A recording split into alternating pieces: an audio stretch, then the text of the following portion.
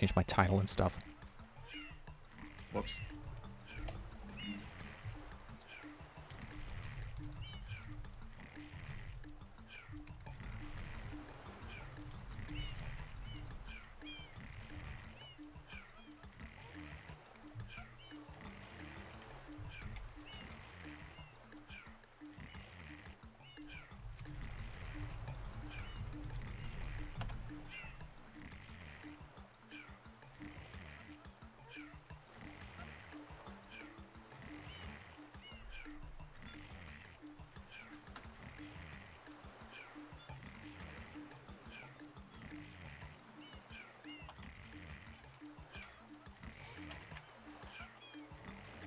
Yeah, so I may have jumped the gun a little bit. I'm already live because I thought you were going live. I am live. Oh, okay. I thought you were gonna start talking, and then I was like, okay, maybe I should be quiet while you do your thing. No. It's they can hear us, but I'm just kind of on my loading screen right now. Hi, Betsy. Oh yeah, loading screen. I don't use that anymore.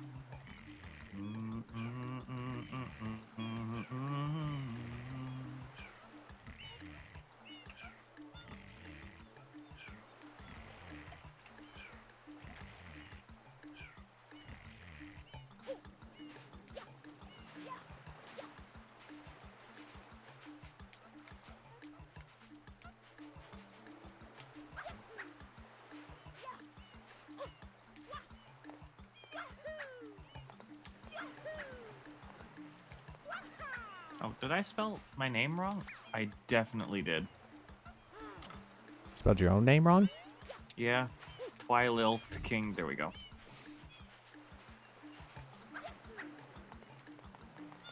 I was wondering why the link wasn't embedding properly.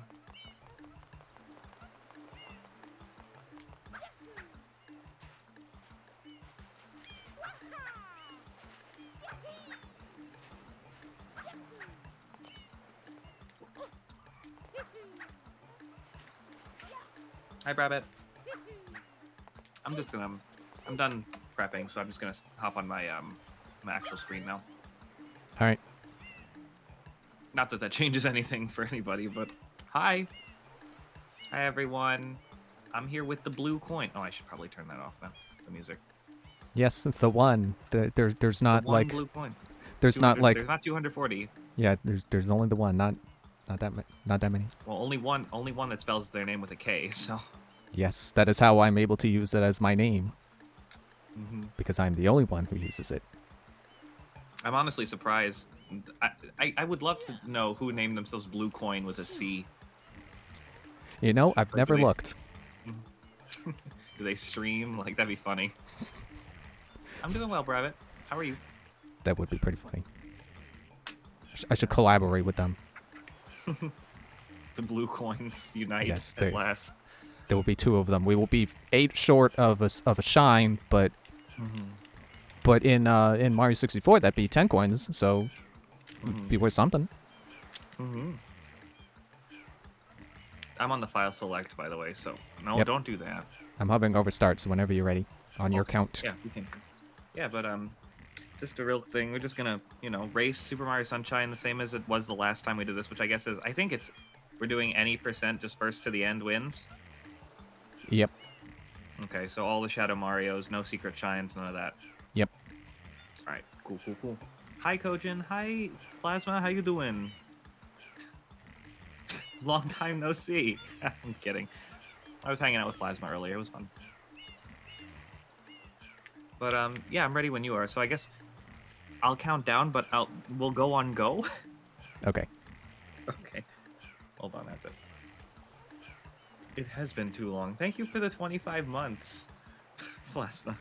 I'm starting with a blue coin. I know. I am cheating. But anyway, Let's just get it started, shall we? On the count of go. 3, 2, 1, go. All right. Hopefully I won't die this time and have to sit through this opening again. You die without saving and then... Yeah, that would suck. Don't you hate when you try to save time and you just end up doing worse than if you would just try to do it normal? Oh yeah, and I play it risky too. Like, I'll go so long without saving. Oh my god, these cutscenes. I forgot they were unskippable. Yeah. What's this icky paint line go? It's moving! Boys, don't touch that stuff. That's how you get through unskippable cutscenes, is you start to make fun of them. Yeah. It's the only way. Mm-hmm. Excuse me, but... My voice can't go that high today. I am most Concerned with the... Please, I will find the assistants. Just let me play the game. Oh my god. Let me swim to shore. Crossover that shore. What does he mean by that? What shore? Like, is he saying swim all the way over to Delfino Plaza? Yes. Is that what he means? Yes. He wants you to take a water level. Or cross over to the other side of the airstrip, which isn't that much of a journey. I don't understand that line. Yeah. Power up complete. He wants you to pull 2, 3? Which is the first water level in Super Mario Bros? I do not know. I don't remember. So I always think it's 1, 3, but I think that's Bros, mushrooms. I think that's one of those mushroom platform stages. Athletic, I suppose they would call it. Is it 1-3? It might be 1-3. Kojin says. First evening with Oh, it user is? instruction. Oh my god! I know how to play the game. Unskippable tutorials, yeah! Just reminds me of how in Has Been Heroes I have like 300 hours and I can't turn the tutorials off, so sometimes it's just like, hey, press the buttons to change lanes. It's like, yes, I know. I wouldn't have gotten this far if I didn't know that. You can then press the button to hover in the air for a short time. I love how they just cut out the names of the buttons for 3D All-Stars. Yeah, that was like the only thing I was thinking like might make us desync if we're playing different versions. Is maybe the cutscenes are slightly the same. Yeah, they just cut out the word. Yeah. Man, that reminds me of... I mentioned this on my last stream, that reminds me of the radio edit of Paralyzer by Finger 11. Where it's like, you know, there's a swear in it, so they gotta edit out the swear for radio. But they edit out just the vowel. So you still hear sh, and you still hear T. But it's still clearly the word.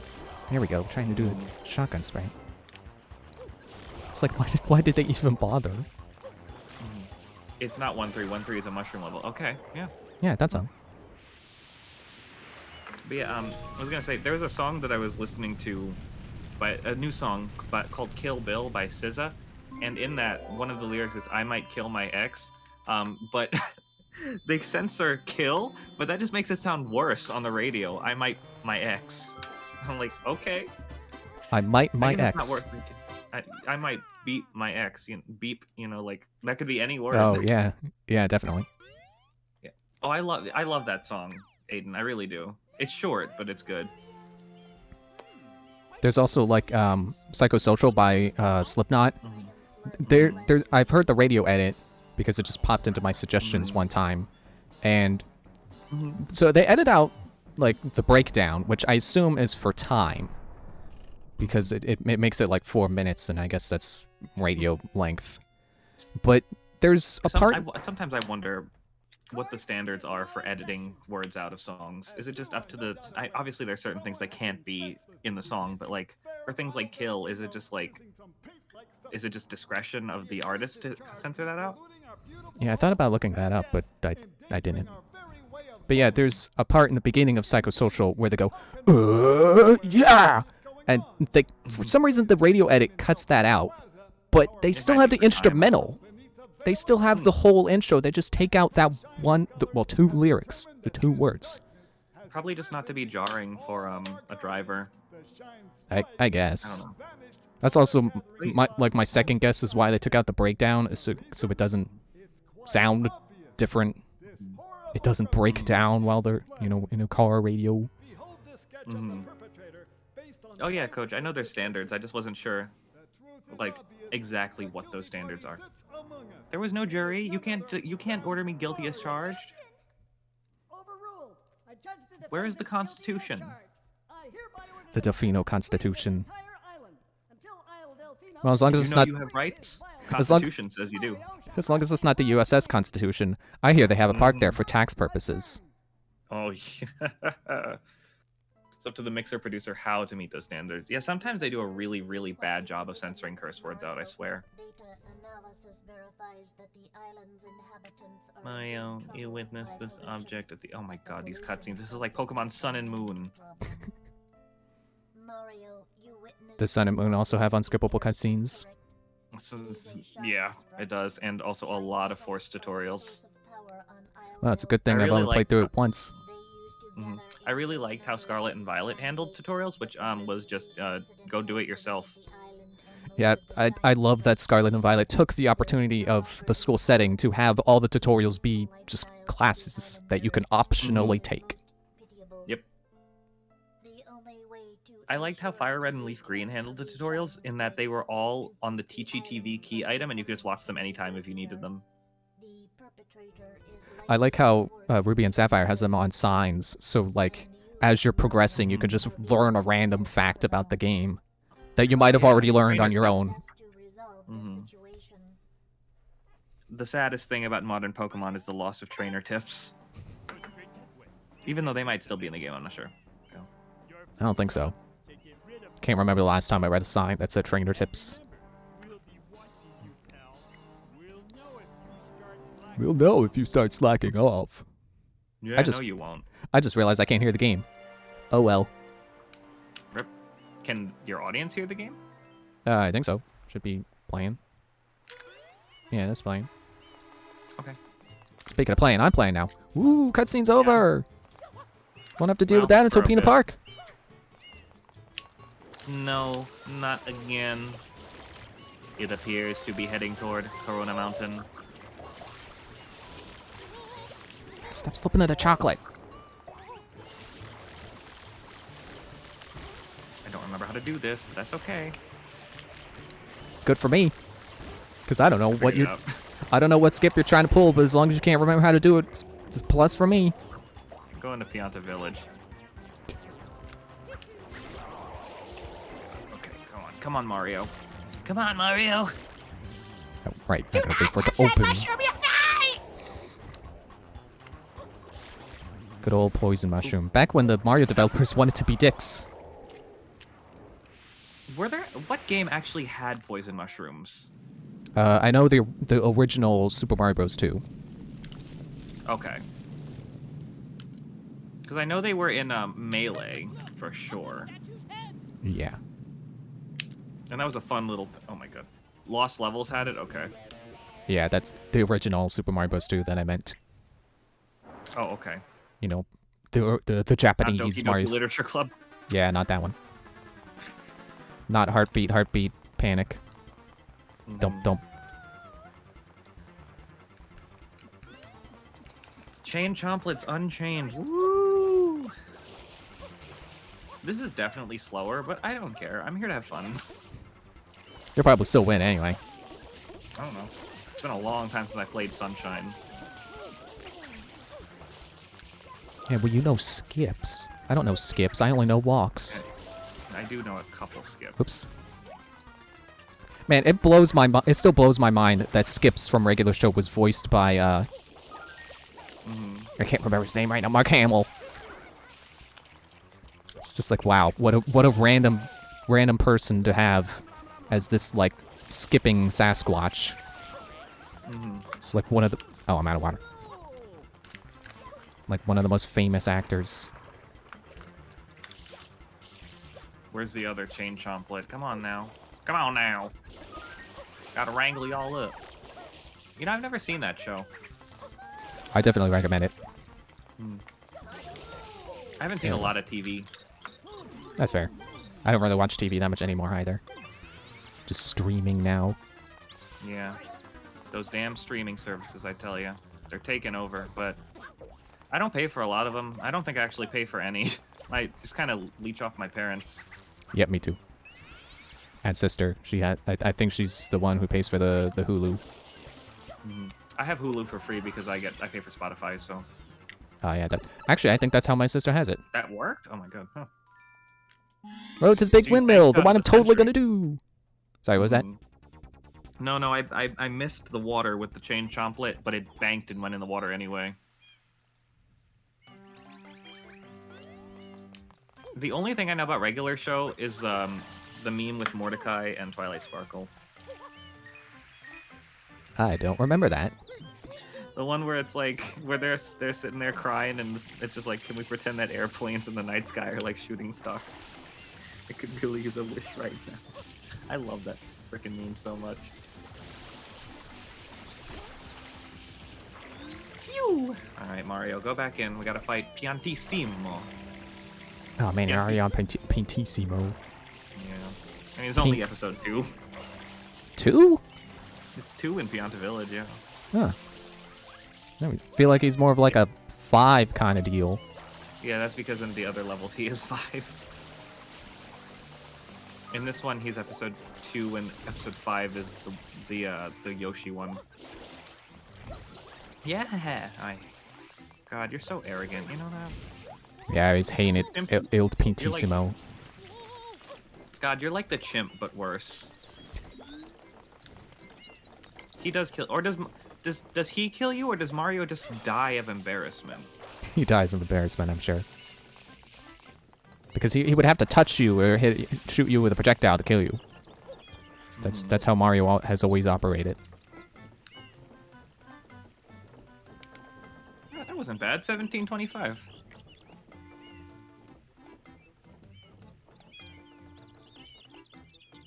The slow windmill. Almost there. You try again until you've practiced. What? I beat.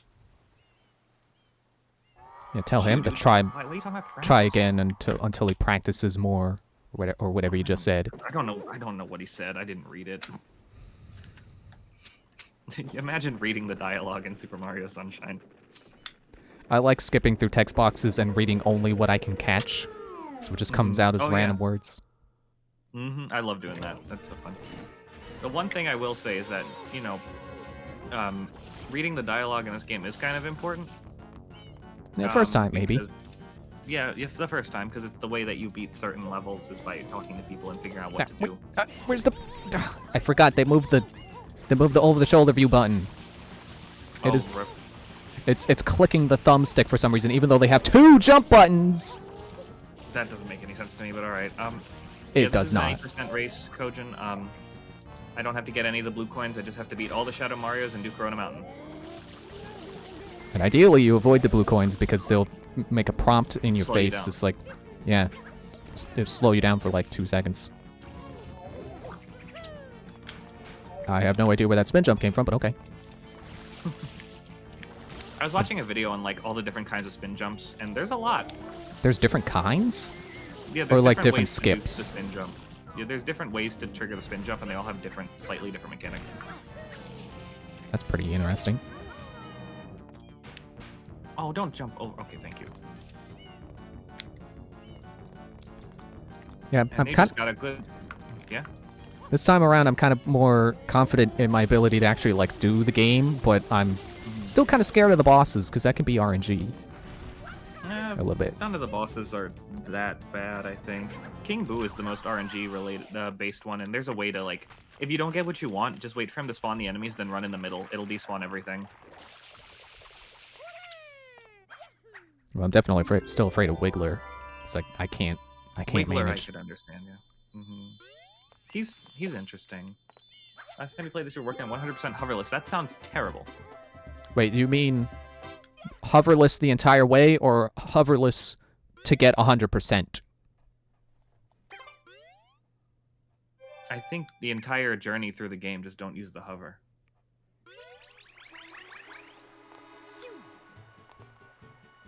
Yeah, that does seem like the kind of YouTube video that's like, can you beat Super Mario 64 without touching any coins? That kind of. Oh, one of those. Every time Mario touches a coin, he dies. Yeah, something like that. I I think love they're mods in the game like that. I think they're mostly all by one guy who just likes doing different challenge runs of Mario, which is fair. I respect that, yeah. Do what you love. Did you know the Chain Chomp uses they, them pronouns? They do. Because Flood refers to it as they. But So- I think Flood's referring to plural? Or no, you're on the fiery one, or the big one. Yeah. Yeah, the big one. What shine am I on? Hillside Cave Secret, right. I kept doing that when I was playing Super Mario 64 the first time. It was just like I'd get in and just like, wait, what star is this? Like, I know it doesn't matter, but I wanted to do them in order. Mm-hmm. Yeah, when I played 64, which was the first time I'd ever really played the N64 version, I just kind of did what I wanted. I did do an 18-star run for my first ever playthrough of the game. I wanted to do, I could have done 16, but I got too many stars before realizing, oh, there's an actual chance of me doing a run. But I did manage to get the BLJs done properly, which was really cool. Yeah, I tried to do that last time I played, and I couldn't get it to work. Were you playing on the 3D All-Stars? Yeah. It doesn't support BLJ. That's the one version that Ah. That's pretty lame. Yeah, there was one version that patched it out. And unfortunately it was that one. It's like, that's Well, the the one ROM that kind they of used, glitch you yeah. would want to keep. Yeah, well. The Switch Online one has it though.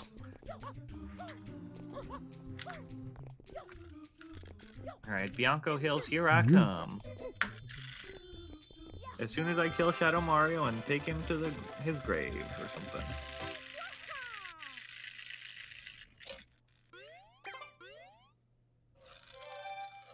You can hear my controller vibrating, I'm sure. Not you, but like the stream can. Yeah, that sounds weird. Oh, Yeah, did you hear it? Yeah. Oh. Yeah, it's just the way I have the setup. The mic is like right in front of me and so is the controller, so you know. Yep. My controller's Maybe I should under my stable mic. rumble. Mine is too, but there's a pretty heavy gain set on the mic because I talk quietly, so it picks up a good amount of stuff. Yeah, I can already do Rico Harbor if I so choose, but I'm gonna try to stick to order so I know what I've been doing. It's a good plan. Which I did do a playthrough trying to see like how open this game is, and I mean, you know, it's not as open as Mario 64, obviously, because you have to do the shines in order, but I kind of forgive that because it's supposed to be like a story unfolding in that level. Like, They no. actually, what was I gonna say? I'm gonna see something real quick. They actually, they did a ROM hack where they made the game more like 64, so you could get the shines in any order you wanted. No, of course, Rabbit. You take care and feel better, friend. Night, Rabbit. I just wanted to do that real quick. I wanted to jump on the Fianta's head a few times before he moved.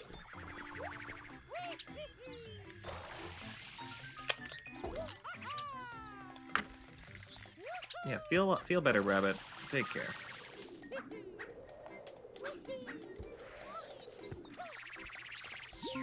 Man, Aiden did such a good job with that pensive emote. That is pretty great. The pensive Jinjo. When the Jinjo not Natord. Jinjo. Oh, Kojin likes your PFP. Oh, thank you. I'm so glad that we as a society decided that just add the extra letter into profile pictures abbreviation. Yeah, because PP, that...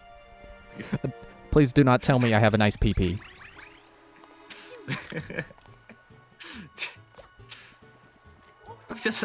I was literally thinking about it. I was like, why did we add that letter? And then I realized, oh, that's why. Yeah, I gotta differentiate it from PowerPoints. Yeah, but you don't compliment somebody's PowerPoints. I mean, I don't know. Oh, My Kojin says my best VR2 Tinkaton has character. nice PP on the Megaton Slam, whatever that was called. The Gigaton Hammer, I think it's called. Yeah, That that. move is great. I just wish its attack stat was better to take advantage of it, but I understand why it's not. Yeah, I love that move. I love smashing someone and defeating them in one hit with that move, and then it's like, but it wasn't very effective. Hmm I love Tinkaton. I don't think anybody has disliked Tinkaton. Yeah, Tinkaton easily became my new favorite Pokemon. It's my favorite in that generation for sure. It might be top 5 for me. I don't know. And the funny thing was, I hadn't caught one myself. I got traded one with my brother for something he wanted, and I'm just like, just give me whatever. And he was like, I bet you'll like this one. Yeah, I caught a Tinkatink, and I wasn't really expecting to use it, but then it evolved into Tinkatuff, and I was like, okay, I have to keep this thing. Yeah, that was at the point where I was like, okay, yeah, he was right. I like this. And then it evolved again. I'm like, oh man, even bigger hammer. I do kind of like how it looks with the ponytail, though. Yeah, I was gonna say, I kind of wish it kept the ponytail, because then I could call it like Goombella or something. There was actually there was a character from a mobile app that I played who basically looks just like Tinkaton with the, well, okay, human that looks just, big hammer and then ponytail would have been perfect to name her after, but there's still like I can name her Amy after Amy Rose from Sonic. Yeah, I named mine Nidavellir after the planet or the area in Avengers where Thor gets a new hammer. Oh, that's pretty clever. And I remember playing Scarlet and Violet with a couple people in my server. And I think it was like Rosie and a couple other people. And I remember David was there too, I'm pretty sure. And they saw my Tinkaton, and they were like, where do we get one of those? So I had to find a place to get one for them, and we had to wait for it to spawn. I really liked the Union Circle mechanic in Scarlet and Violet, I have to say. It was just cool to be able to play with people and not really affect each other unless we wanted to. I could personally take or leave it because there's I'm not entirely big on the idea of doing an adventure with a second person. I did have a friend who wanted to play with me, and we did play, but then we basically just went our separate ways and basically never interacted. Yeah, but I think what's really cool is that, for example, you could the spawns are pretty consistent between them, I think. So you could see something and be like, hey, do you want this thing? And then they could go get it. And it's definitely cool for the people who like to do that. I'm glad the opportunity has finally arisen. Plus, I needed to do it to evolve my Finizen into Palafin. I still don't have that one yet, and I meant to complete the Pokedex. Finizen's fun. I like Palafin a lot. It's so silly.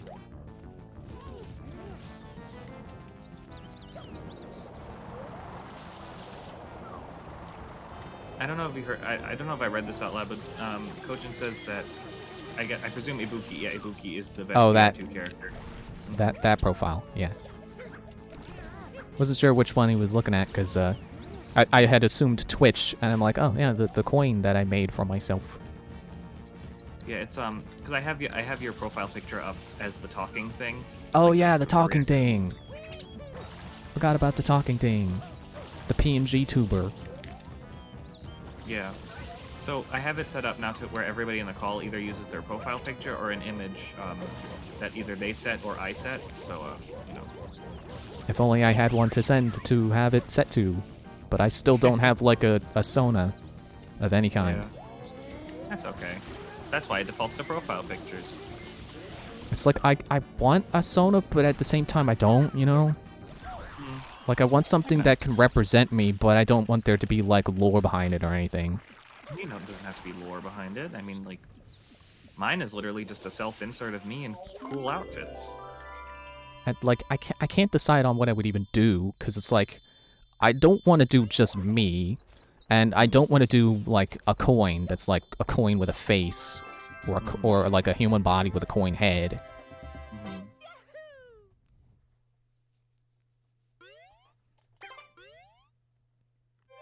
Yeah, I mean the sky's the limit. Yeah, Bessie's just skitty.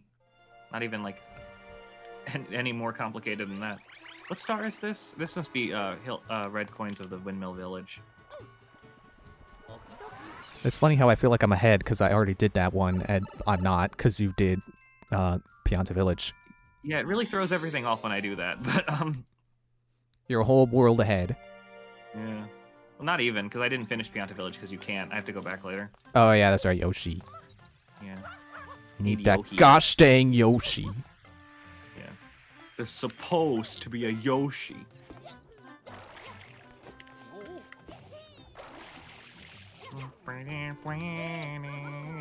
I wonder how much of this is muscle memory at this point. I bet a lot of it. Because, like, I'm thinking about it, like, if I didn't know what shine I was doing, like, if I wasn't paying any attention, would I just subconsciously start doing the right shine? Well, I know when I was doing one, I guess that was the Hillside Cave secret, that I just ran off in that direction, so I guess maybe? Maybe I do? Get out of the way, water skater. Ooh. Skeeters. I don't know if you watched Poulter's 64 LP at all. Yeah, Yeah. The throw woo the throw. and the chuckus. I can't. That's such a silly name for the heave hose, the throw woo. I don't know, I think it works. I know it does work, but it's just silly to me. Like, good silly, not bad silly. It reminds me of how I would read Thoreau from Super Paper Mario. I thought it was like throw you. Because I thought the joke was he throws you, so I thought his name was Throw You. Yeah, it didn't even. It took me a while to realize it was pronounced Thoreau. I think I got to an English class before I realized that. Yeah, it was like I think I went to a museum once, and there was a painter whose name was Thoreau. It was like, oh, that's how you say that? Yeah. Which I think Yeah. I think we had a cat named after that artist, so I should have known, but I also didn't know that was his last name, so Yeah. Henry David Thoreau, I think, was a poet, maybe? oh. I don't know. That's why I mentioned English class. Maybe that was where I heard it then. If he was a poet, because I don't think I would have seen poetry at a museum. Yeah, I don't know. The Museum of Poetry. Yeah, it was definitely an art museum. The whole time That I was a couldn't. really good no-scope of Petey Piranha, by the way. Gotta say. Nice. The whole time I was at the art museum, I just couldn't stop thinking about that line from Portal. This is art. You will hear a buzzer. When you hear the buzzer, stare at the art. Where you going? Peter? Peter J. Piranha. Oh my god, I cannot believe.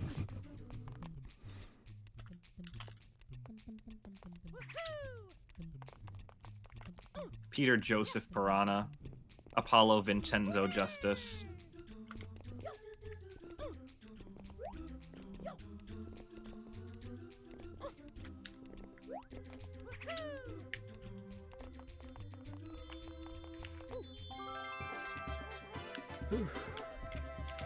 Don't go in his stomach, pound his stomach, please. And don't get eaten. Yeah. Imagine isn't- getting eaten by going directly into the stomach. This isn't Petey's Inside Story. I'd play that. You kidding? You can see a banana peel taped to a wall at a museum. Is that a Banksy or something? Actually, I'm pretty sure it was a nail. Or is that a Jackson Pollock? You downloaded all the 3DS Ace Attorney ports? Nice. Oh yeah, weren't those on sale? Or was Yeah, that a they're on, like, different... super sale. I would totally do that if I hadn't seen people play through all the whole series already. I mean, Yeah. I know there's merit to like playing through it again and like picking up on things you didn't catch the first time and stuff like that. I'm not really that kind of person. The Ace Attorney games have not a lot of replayability. You get over here. I mean, I've been enjoying watching like Tim and Poulter play through Great Ace Attorney 2. That makes it sound like they're playing together. They're not, but still. That would be cool though. I don't know how much you need two people reading the same game. Like, I don't know, I guess they could both be doing different voice, Yeah, voice they could different do characters. voices. I've seen that. I've seen people do that before. You get like a group of friends together and you like do it that way. I think that'd be a cool way Sometimes to I do wonder a if I game should have sometime. done- Yeah, sometimes I wonder if I should have done Great Ace Attorney like that. Well, if you ever want my voice, I can definitely lend it. Sure. Like, I think it'd be cool to do like an RPG like that, and since I don't really like reading the dialogue, I would like to have at least one person who does like to read the dialogue and do voices and stuff.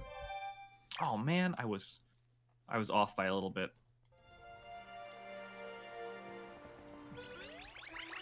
Mario, you got some chocolate on your nose. It's Peter Archibald Piranha. Some chocolate. Hi, Andrew. I'm gonna go take care of the... Crossover is really expensive physically. Oh, that sucks. One day I have to play that.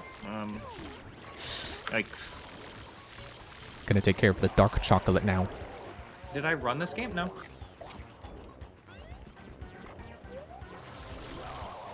I mean, I would hope it's running right now so you can play it. Yeah.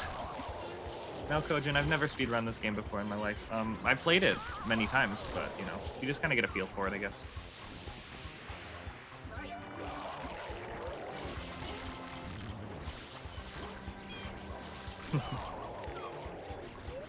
Did you say chocolate?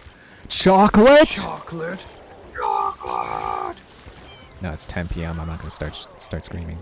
Yeah, I live alone, so it's a nice thing about living alone. I can make all the noise I want because the walls are soundproofed.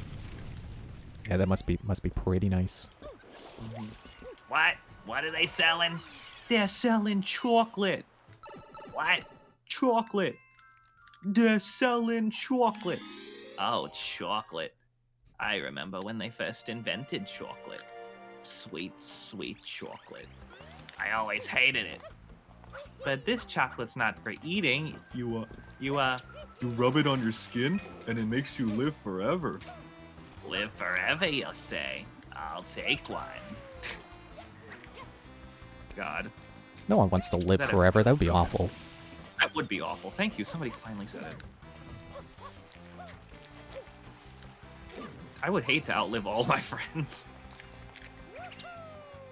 And then see, like, live to see, like, all the tragedies and stuff that world will go through, you know what I mean? Yeah. It'll take a pretty indomitable spirit to be able to live forever and not go insane. Yeah, for sure. Andrew, I was just talking about that. This game has the most satisfying movement of the whole 3D Mario franchise, in my opinion. I think I agree. I mean, I like long jumping, and it makes me a little sad that this game doesn't have that, but It's in the Oh, well. code, they just took it out at the last minute. Before there was a map, you could just hold Z and jump to do a long jump. you know, honestly, I think I could see how they would have taken that out, because Z is a little bit of an awkward button to hold while you're... I mean, I would think it would feel kind of awkward to do. I was like, where's the death plane? Just let me die already. First death. If it had to be anywhere, I'm glad it was Secret of the Dirty Lake and not anywhere else. That was, you know, more embarrassing. Oh, hey, that was where mine was, too. Oh, okay. Almost died again there. That would have been real sad. Oh, yeah, honestly, it does have pretty slick movement. I love being able to throw your hat, and then you dive at the hat, and you bounce off the hat, and then you do another dive. Odyssey has really slick movement. I just think this one feels slightly smoother. Pause in the air. Anybody up for calamari? I love calamari. I've never had it. It's so good. I love fried calamari. It's not a guilty pleasure because nothing is a guilty pleasure. Unabashed I'm proud of pleasure. what I enjoy. Yeah. I know what I enjoy and I'm all about that. But yeah. Yeah, I would definitely have to have it fried. I could not do raw. Oh yeah, no, don't do raw. Do it fried. Maybe a nice sauce or something to dip it in. Do you like seafood? Not particularly. Big fish enjoyer here. How was it, Kojin? I think I might actually be allergic to salmon, so I should probably maybe not be too experimental with my my seafood eating. Don't go work at Grisco then, let me tell you.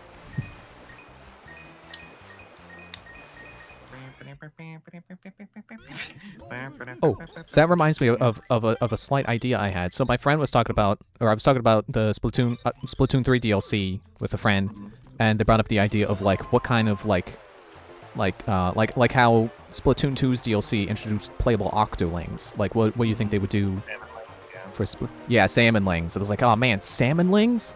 I would be down for that. The image of that in my head looks pretty rad.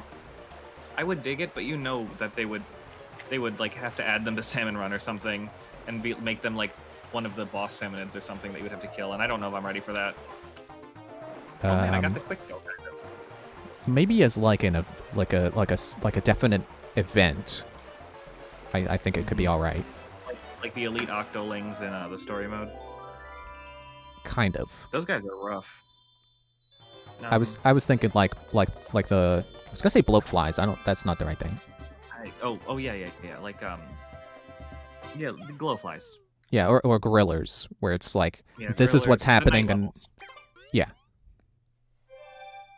Oh yeah, no, I meant like when I know that's what you meant, but when I referred to the elite octolings in story mode, I more so meant like, oh, like you have to, they just keep coming and you got to kill them for eggs or whatever. Oh yeah. As its own wave, yeah, it would definitely have to be like that.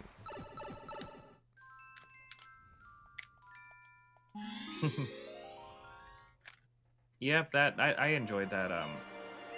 I enjoyed that episode. I like Marie more than Callie, actually, Andrew. Yeah, I originally liked Marie better, you know, just based off of design, and then it came down to Splatfest, and I'm like, I agree with Callie more. That's fair. I think Callie is very upbeat. She reminds me of Ibuki, actually, quite a bit, so that makes sense for you. Yeah. And same with Pearl. It was like, you know, obviously, Marina is the, she's the, you know, she's got it going on. But agreeing with Pearl... Yeah, but agreeing with Pearl more is just like, yeah, you know what? I like Pearl better. She has good arguments. She persuaded me to the side of Fork. See, I'm extremely shallow, so like can't get past the kinda have forehead. a grown-up appearance, yeah. So like for example, Shiver's my favorite because she's really pretty. Yeah, I kind of like Shiver, but I'm definitely leaning more towards Fry now. Fry's great too. I can see past the forehead, the even bigger forehead that they decided Pearl's wasn't enough. See over that? You must be really tall. No, I'm kidding. I love Fry. She's great.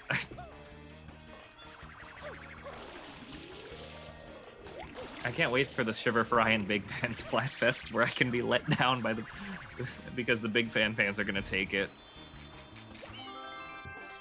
Yeah, probably. Man, I'm surprised at how little effort I put into doing white chocolate one. The caged shine sprite. I did it without falling. On my practice, Nice. I fell like 5 times. Nice. Yeah, apparently the thing with white chocolate was it's pretty big in Japan. That's what I heard, yeah. Kirby Volt told me that. Yeah, I guess that's probably who I heard it from too.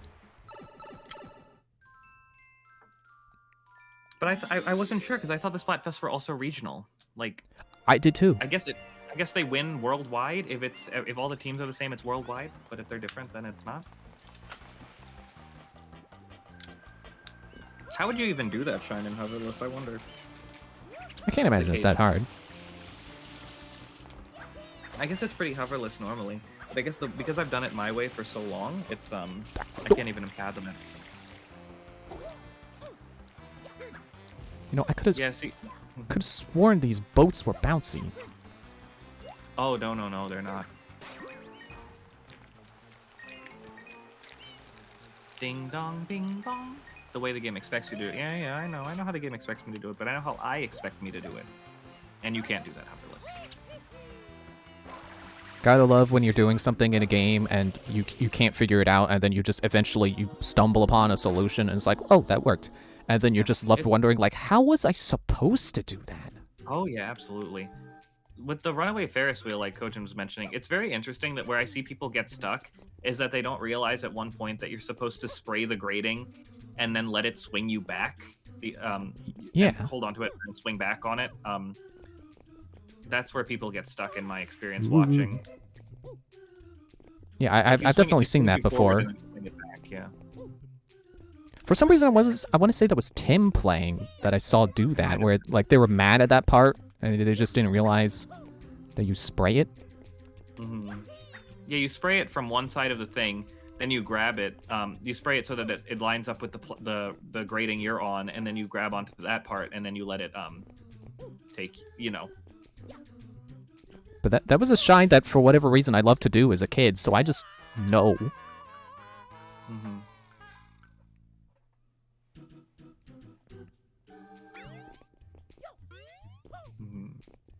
Did you know that all three of these bloopers are the same speed? They are? Yeah, the handling's different. Oh. Oh, the red coin pirate just for hoverless just sounds terrible because I hate that. I hate that mission. Oh yeah, that does.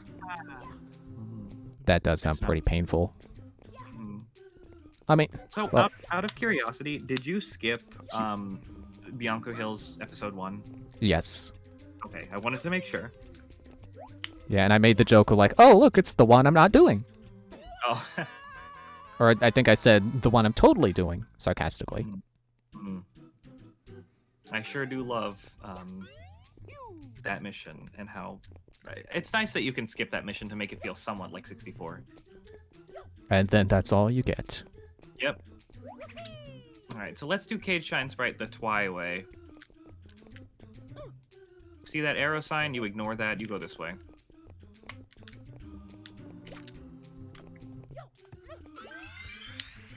Oh. So this I'm doing the what's it called again? The lighthouse secret. The part with the gears, I remember on my practice run, I was like, oh, I can just spin jump this and skip some gears. No, I died like 10 times. Yeah, no, you can't do that. It makes you feel like you can, but you can't. It's like that's one of those things where it's like, yeah, if I had just tried to do it the normal way, I would have done it a whole lot faster.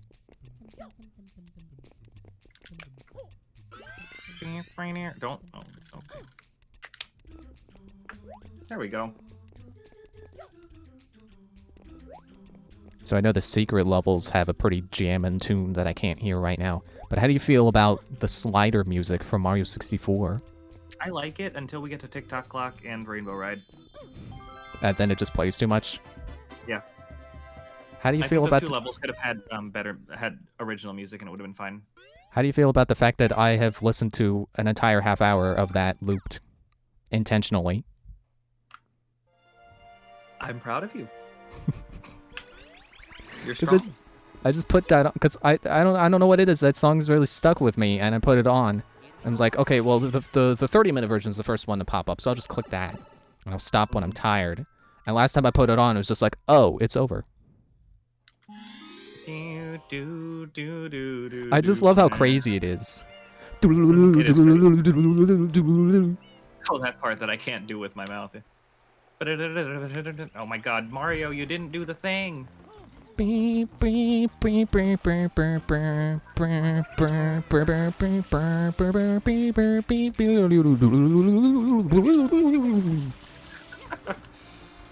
Mario. I was hoping I could find a banjo cover of that and see them go crazy. I couldn't. Oh, that's one way to get up here I didn't expect to be using. The fact that I somehow managed to salvage that is incredible. Jump, man. Hey, it's his name. It's Mario Jumpman. I like how in Thousand Year Door, if you make it to the Glitz Pit Championship a second time, somebody in the audience will be like, Jump Man! Wait, who? When they're cheering for you. I just think that's cool. I like when people do Let's Plays of Thousand Year Door and they actually voice the background text, background I love dialogue. doing that. I would definitely do that when I play through Thousand Year Door. but they have like Which- they're still reading the main dialogue while they cut in like edits, like they post I post can't do that, but post commentary. I would probably just stop reading and focus on the background until it was done. I think it really adds to the experience for people to have the post commentary reading of the so it's all happening simultaneously. Yeah, absolutely. That is great. I just don't. I would stream it and then I wouldn't be able to do that. Yeah, that's fair. What the hell? How did I? Okay, Mario. I don't know what Mario was doing there, but so I ground pounded on one of these twisty blocks in the Rico Tower secret. So I could stop myself and get the 1-up, and then he like kept moving with the block when he was on his way down. I was like, what? That's weird. Well, would you listen to a 1-hour version of Slider occasionally interrupted by womp noise? How occasional are we talking about? Like all the time, or like I don't know. That I'm trying to figure that out, Andrew. I have no idea. I might. I think it's weird that Thwomp's ever made noise because it's just a little off. Yeah. Like I get the grunting is like it's they're exerting energy to do that. It's like if I were to punch something, if I were to take a swing, I would go. Huh! Yeah, I mean, it it's wouldn't like just be how, like, silence. All the tennis players have a little grunt when they hit the ball. Oh yeah. I think it was like Family Guy did a bit where they were playing tennis. It was just back and forth. It's just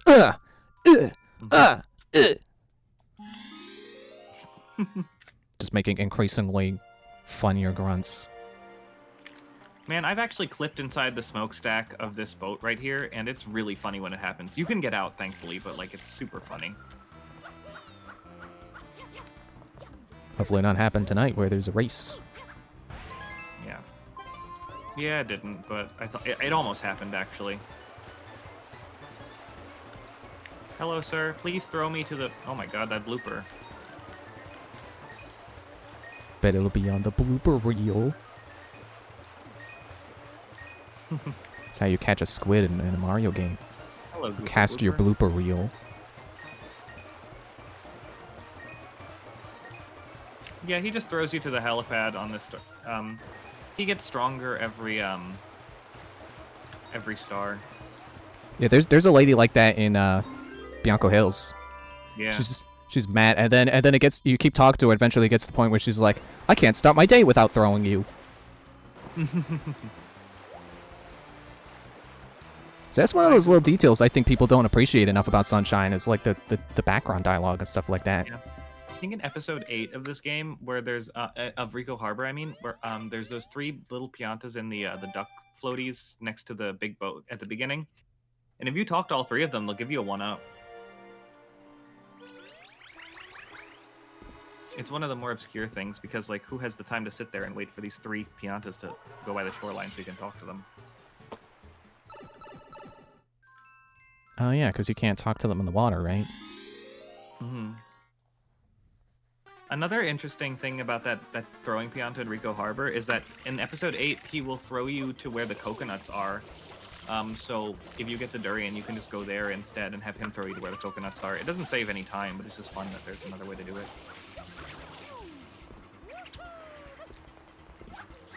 Red coins on the water. You're closing in. Because I just finished that one. I was just about to say, I gotta finish Shadow Mario quick, and then he fell and died. Oh my God, I can't see, okay. He's totally gone forever, and we'll never see him ever again. Not even in the spin-offs. Not even in Smash Bros. Oh my God. Alright. You would have to be really dead to not Second appear in death. Smash Bros. Oh hey, it's the Polter. It's the hell up. This is Polter Thup. Peach is still here. Hello, Peach. Goodbye, Peach. Yeah, I wondered how far I could get into the game without Peach getting kidnapped, and then I remembered, oh right, she gets kidnapped when you unlock Pinna Park. yeah, Peanut Park. So you really can't beat the game with her still there. Yep. It's unfortunate. I mean, I'm sure if you clipped through the gate, you could, but like... Alright, so let's try that again. That was stressful. The camera was not doing what I wanted it to do, but that's okay. Let's take the green one. The good old green one with the handling.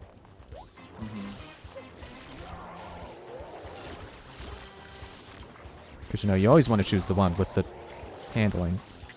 Yeah. I don't know why I picked the yellow one before. I picked the yellow one because I don't know what the differences are. So I'm just like, okay, pick the middle of the road one. That's the safest option, no matter what's different about them. There we go. The easiest way to do that shine, in my opinion, is to do it backwards. Yeah. Or maybe that's what they intend. I don't think it's what they intend because it's one hell of a swerve to get that 8th red coin from the opposite direction. Oops, I left Toad goopy. Oh well, he'll just have to go take a bath.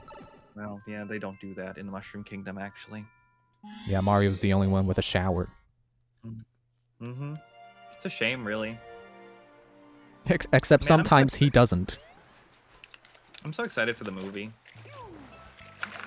I'm excited for it to come to streaming, because I can't really handle theaters anymore. I get anxious sitting there in the dark.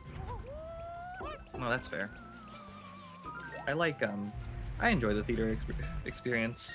Like, my sister asked if I wanted to go see that in theaters, and I'm like... like, I wanted to say yes. Like, I'm sure she expected me to say yes, but it's like, I don't want to go to the theater. Mm-hmm. Sandcastle, that's the first one, right?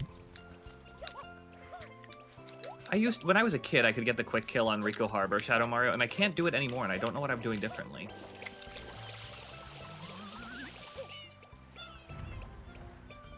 I mean, I'll take this. I'll take Tython. Get away, Cataquack! I'm on a mission.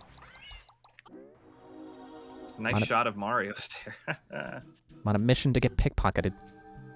Except it's my back. My backpack equipment. Your backpack has pockets, so...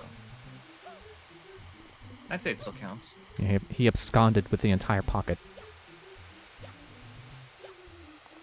The whole thing, wow. It's the easiest way.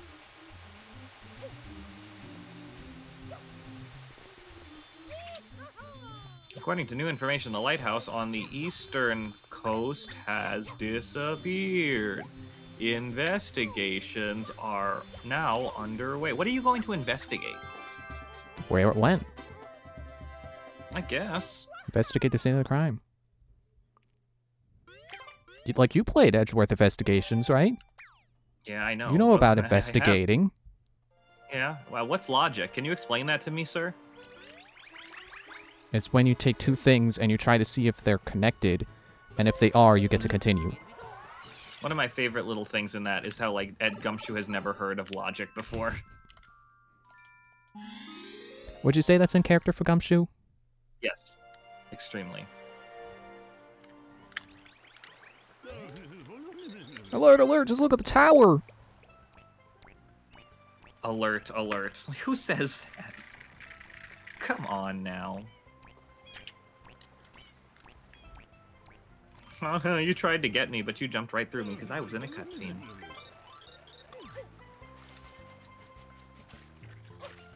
Alright, sandcastles. Love that. Yep, sandcastles first. Mm-hmm. As I have been reminded by going into it and then going, wait, what am I doing?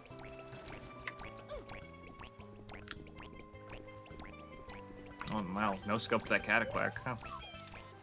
And I got the slider music stuck on my head now because I've mentioned it.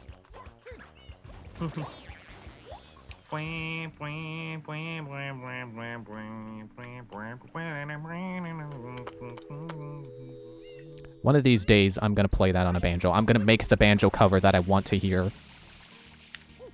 Do you know how to play the banjo? No, but I know guitar. I'm sure it's pretty Nice. similar. Probably. I'm not an instrumentally inclined human being. I'm not good at those. Yeah, I'm not really that good at them either. My organizational skills are not good enough, but, you know, I can get better. Probably. Yeah, I mean, with anything, you can improve. That's the thing I learned from Sims of all things. Is like playing The Sims, I realized like, oh yeah, that's right. People don't just start good at things; they practice. And they suck at it, and they keep sucking at it until they don't suck. Yeah.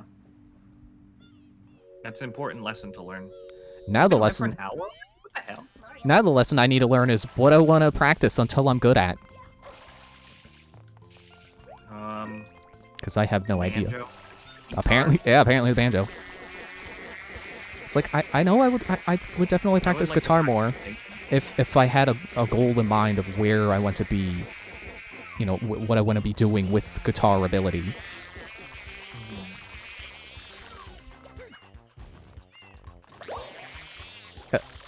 Okay, I think I broke the suction cup guys a little bit. How'd you break them? Well, it looked like they were doing the animation where like you didn't pound right and they stuck to the mirror, but then they just suddenly flew off. Oh, interesting. So I guess their animation kind of just held on the "oh, I'm not going anywhere" part. I remember when Steven and Mal played this game, they actually broke the mirror. The weighting was just the weight of the mirror. You know how the mirror tilts based on where you are. Like it's actually sensitive to the weight that's on either side. Yeah. They broke it somehow to where it was just moving really suddenly and jarringly, and they didn't realize it. I don't remember that part of the Let's Play. It was very interesting to watch. I've never seen that break like that. I know they're when this game put you somewhere that you weren't before because of the cutscenes. Anyway, yeah. Yeah, I know they're entitled to their opinions, but it does kind of bother me that they walked away from that game going, man, this game is bad. Did they really think that?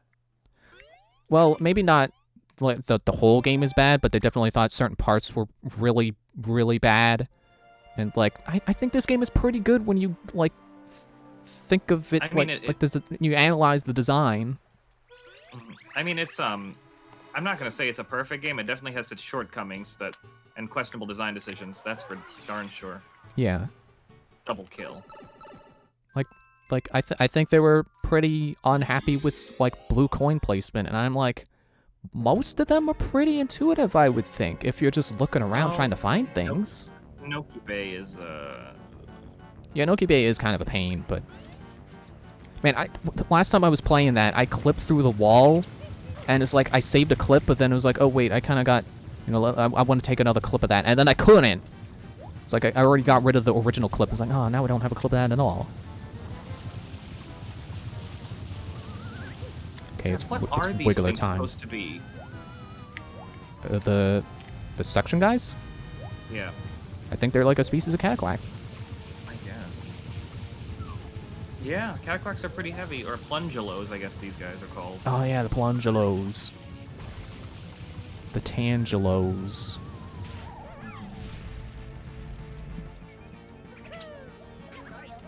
I guess you say caterpillar because they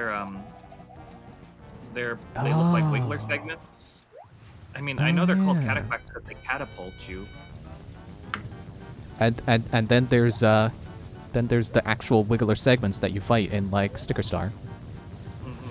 I'm sorry to have just reminded you this Sticker Star. I low-key love Sticker Star. I'm not saying that Sticker Star is bad. I am saying that. I know. don't like it. But It's okay to not like Sticker Star.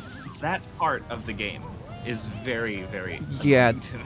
Like I remember the part Chugga talked I think about that's a where little- it's like you gotta stick the bowling ball sticker, but if you have a wiggler segment with you, it'll kick the bowling ball away and not let you do that part.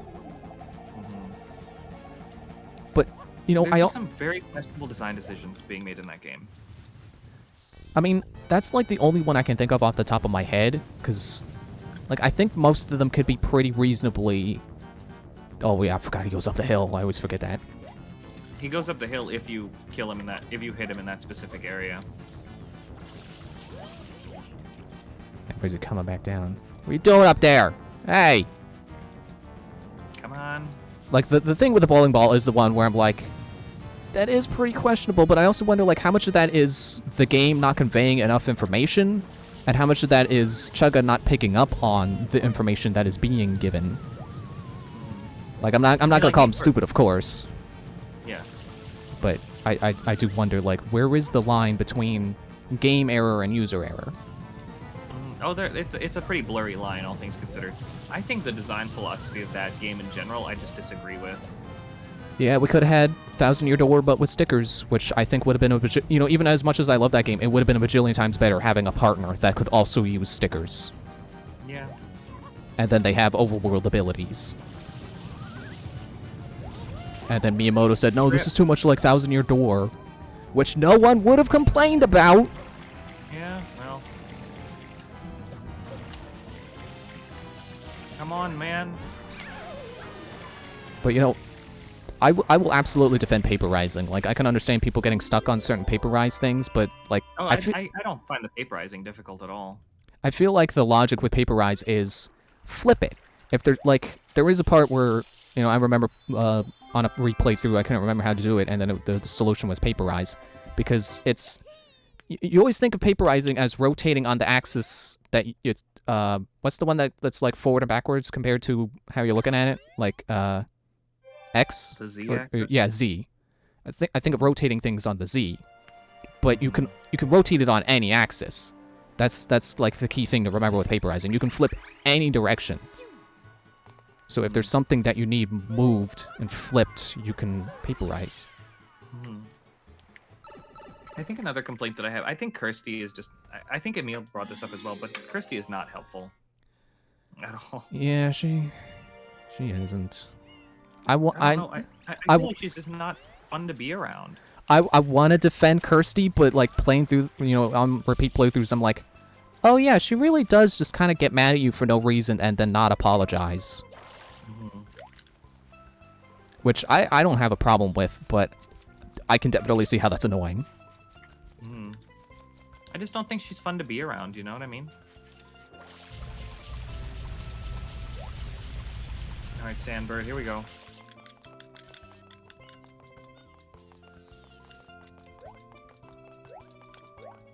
Let's do this one without hovering. And you know, I definitely am very curious about Nintendo's... Like, I think this is like an overall Nintendo thing now, is just like watering down their settings so that it's very, like, I don't want to say less creative, but like more clearly just, it's Mario again. You know what I mean? Yeah. Like, they don't want Toads, you know, Toads in any game to really be characters anymore, because it's like, oh, well, what if someone gets confused? I don't know, I don't think that... I wish they would take more creative liberties, I guess. I don't know what I'm trying to say. I've heard that it's like a legal thing, like they're trying to protect their IP or something. But I don't understand how watering everything down is protecting your IP. If anything, it's damaging it because people are getting bored with it faster. Because like, for as good as Origami King may have been on like standing on its own, it definitely could have been better by having actual characters. Mm-hmm. Something, this isn't a character thing, but I've noticed rewatching. I've been watching TRG play through Donkey Kong Country Returns recently, and I'm just astonished by the fact that the world names in that game are just beach, jungle, ruins. Weird. I could have sworn they were different, and that they mentioned like, oh, it's cave, and they're like, oh yeah, it's right there, cave. I could have sworn beach was something. Yeah, Tropical Freeze fixed that, I think. Yeah, I'm pretty sure. Mm-hmm. But like, that's another thing. It's like, come on, don't be so generic all the time, man. I can't be too mad with like world names, but characters is definitely where I'm like, yeah, please stop being so boring. I understand that Bobby had an actual name and his name is not Babam, but like, that's not a name. Man, that's not a character. Yeah. Oh, but okay. when the trailer came up and they were like, me? I'm Babam. Like, come on, man. Yeah. Like, people were excited at the idea of partners returning, and then they have me, I'm Babam, and then all the excitement is dead.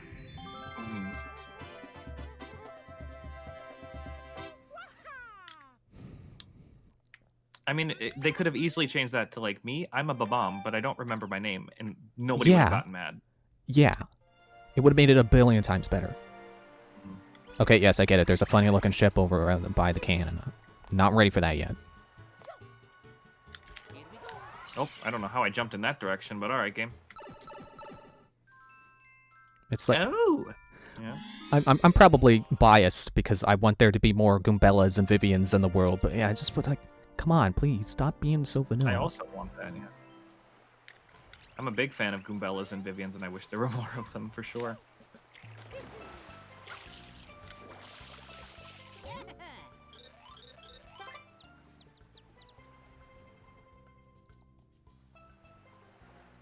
Like I just definitely don't understand what's going on with that. And I wish I could.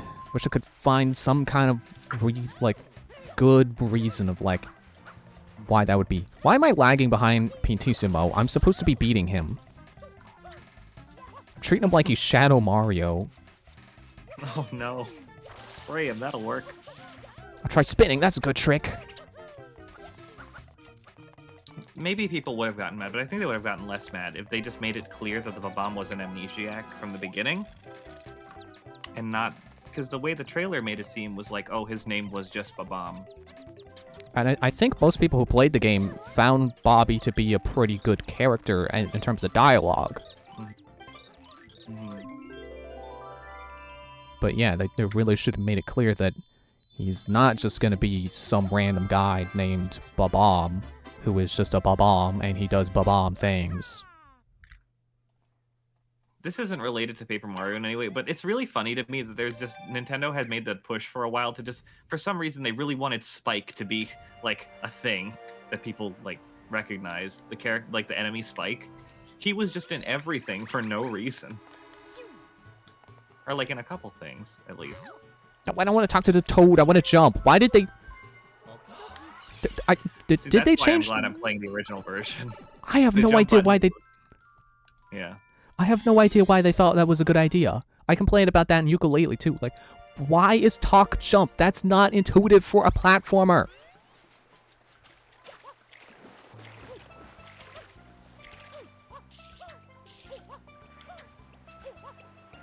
I mean, Bobby, at least being a name, is not Babam, so I would have been fine with it. They could have tried a little harder, sure, but... My name is Montgomery. Montgomery Mole. Montgomery Babam.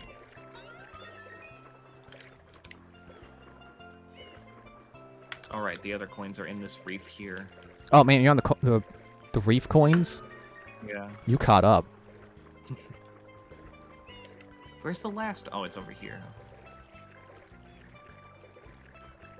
Man, it makes me sad that the Great Barrier Reef is not doing so hot these days. Always wanted to see it.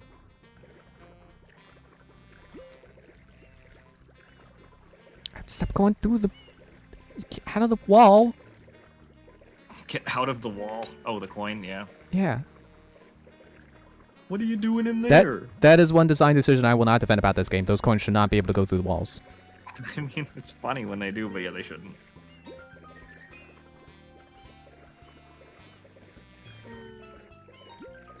I should try Origami King. I've never actually played it.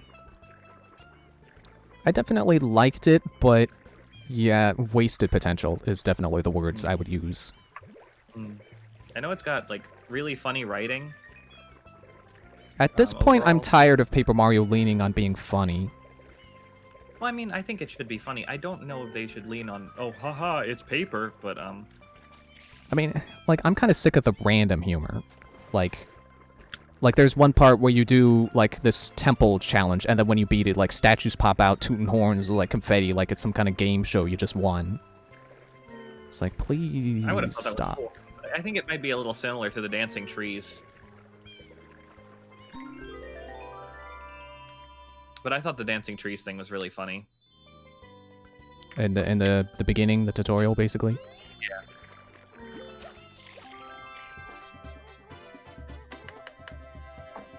You think that you think they're gonna make a Super Mario Bros. The movie, the game?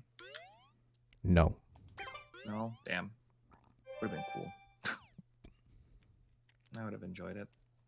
Did you beat the reef? Yeah. Yeah, I did too. So I'm done with Jelly Beach, actually. I'm going to Peanut Park. You beat Shadow Mario already?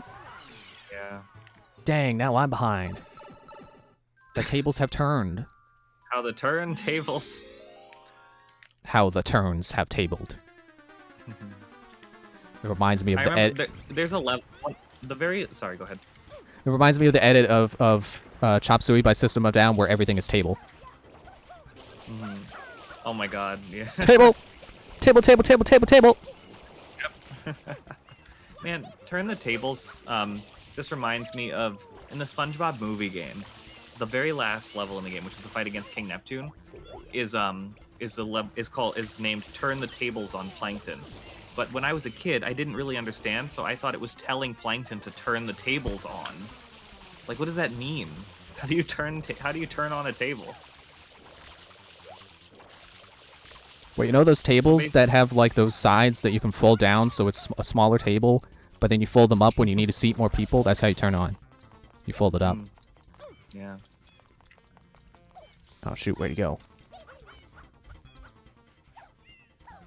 Got a Mario? All right. Where'd you go? Let's go to the park. Let's go to Purdue, as the sign says. Purdue.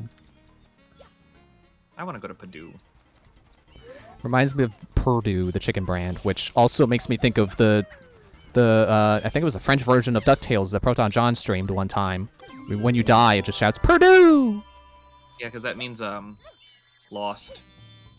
In French, yeah. So then the chicken brand is lost. I wonder why they decided to call their chicken that. No idea.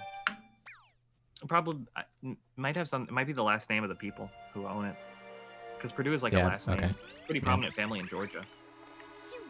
That would make sense. Just like Tyson. Tyson. I'll take Tyson. It's the second time I've said that tonight. I should think of more ways to get you to say it so I can rack up your count. People wonder why he went to high U over Purdue. I don't get that one. I think they're both universities. Ah. Purdue University and I guess Indiana University. Yay, more unskippable cutscenes. All right. Good. Look, Shadow Mario can part the Red Sea as many times as he wants. I'm just trying to. You know, this amusement park kind of sucks. It's got like 3 rides. Four rides. It's got a pool. How can you not like a park with a pool? Yeah, but it's got a roller coaster, the spinning clams that hurt you, a merry-go-round that's missing a Yoshi, and a Ferris wheel. And all this easily accessible scaffolding everywhere. Oh, and the pirate ships.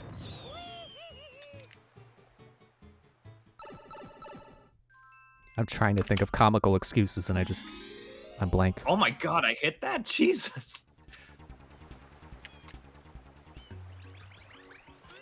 Didn't hit that one though, shame.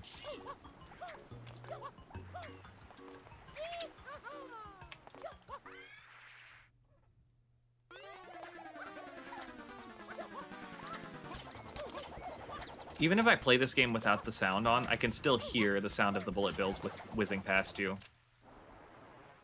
I can still hear the, like, when you're hovering, the sound of the hover running out. Like, I love the fact that I've played this game enough to just hear that in my head and know how much time I have left on my hover. Yep, been there. Come on, pick up a thing.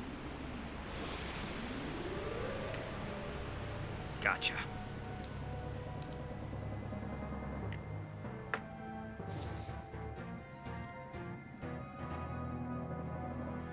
What happened? Did the perpetrator get away?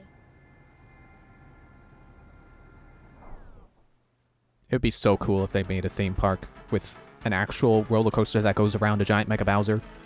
That'd be neat, yeah. I would go on that. I like roller coasters. I've only ever been on one though, but I did go on it twice. I've been on a couple. There was one time when we went to Orlando. I went on the Seven Dwarves ride, and then we went to Legoland, and I went on 2 of theirs. I wanted to do all of them, but my brother didn't want to do the hanging coaster with me, and I didn't want to go alone. And then we were gonna do the dragon, and then it was closed, which is like, okay, well, it's time to go home. But then as we were leaving, it opened back up. It's like, we're already so far away from it. Let's just go home. Yeah. The only roller coaster I was on, we went to the Six Flags. I think it's in New Jersey. Is it Great Adventure? I think it's Great Adventure. And I went on Batman the Ride. That was fun. And isn't there? I thought about going on King Ka, but I was a little too afraid of that one. Isn't there a Superman ride that's like VR now? Yeah, there is. That sounds really awesome, but also I don't know that I would want to do that. I feel like it. I don't know if it sounds that great because I'm sure the scenery of the actual park is cooler than a VR of Superman flying around. Like, I would do a VR dark ride, but definitely not a VR roller coaster. Mm-hmm. Yeah, that I can understand. Come on. Okay. Peach is very dumb here, but you know. But I like how they use it for the Superman ride to make it like Superman is actually flying around with you. I think that's a really neat idea. That is cool, yeah. No, not again. It actually makes me think of something like Attacking Toucans would make for one of his parks. You know, fictional parks. Yeah, in RCT or whatever. Yep. Yeah. I've never played Roller Coaster Tycoon. I used to play it a lot and just kind of just throw in like literally every roller coaster, every one of its options. Like, yeah, corkscrew, loop to loop. Gotta get that helix going. And I would pay no attention to like intensity or anything like that. Safety standards. I mean, I would actually finish the coasters so they wouldn't kill people, but.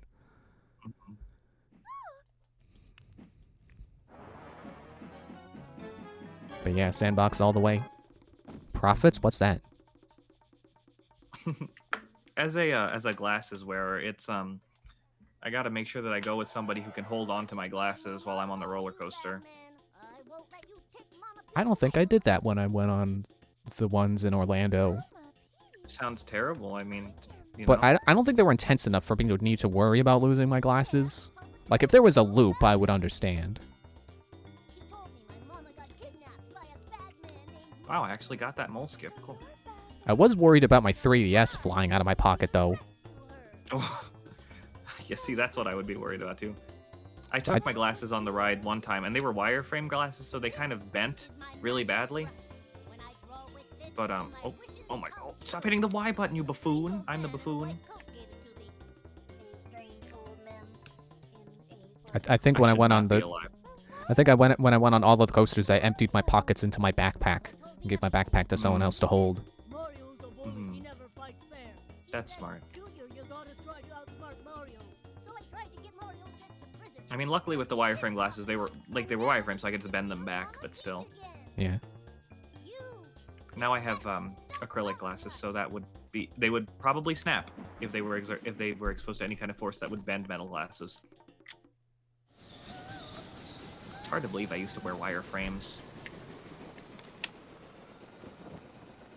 I just don't like how I look. When I look back at those pictures, I don't like how I looked in them.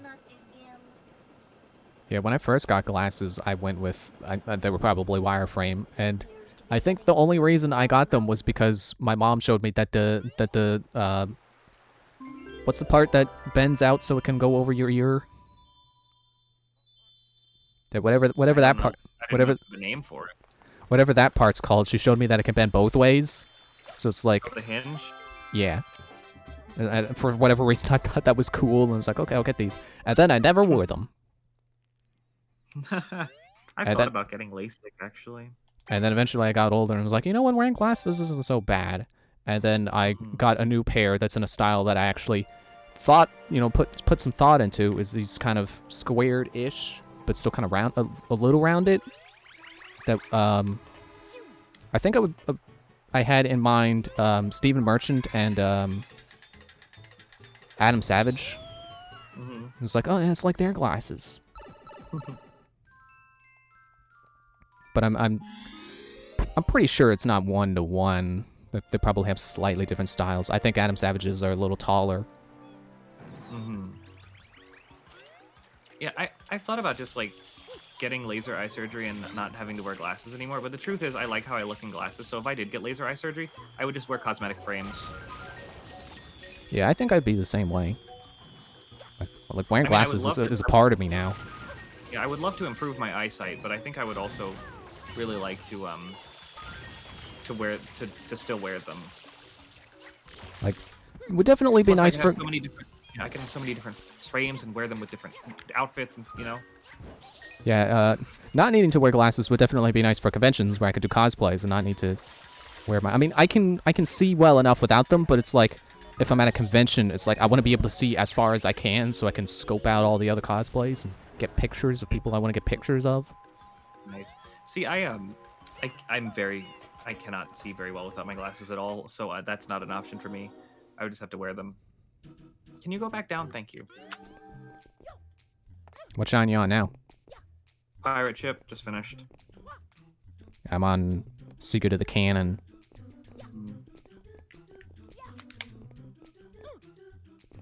I had a near-death experience inside Secret in the Cannon. I accidentally hit the Y button and it messed up my jump.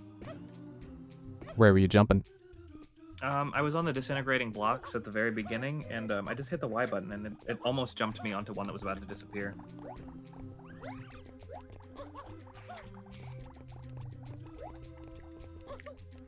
Alright, let's see. What's next? Is this... Oh, this is sunflowers, okay. You can unlock Yoshi. They're gonna fake you out, and then they're gonna be like, no, psych, a double fake out. There is Yoshi. Mm-hmm. It's like that song that's in Spider-Verse. Sunflower. I like that song.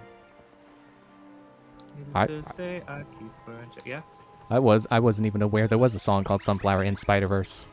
Yeah, it's the one that Miles sings all the time, and he listens to on his headphones.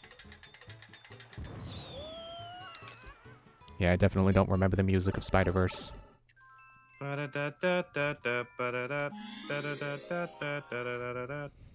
For as much as I love music, I tend to not pay attention to it when I'm watching like a TV show or a movie. Unless something I know comes on, and then I'm like, oh cool, they use that song.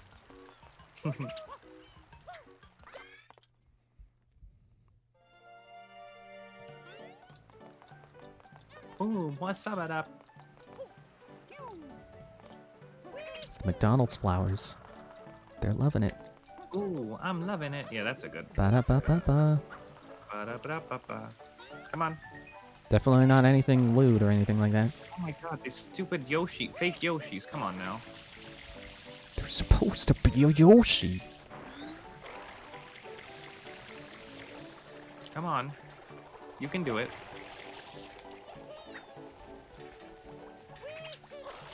Hello, come here, please. For some reason, you saying you can do it reminded me of the Dire Straits song. Was it Money for Nothing? Mm. I did not realize that song is 8 minutes long. There's also a slur in it, and that's always jarring to hear every time I listen to that.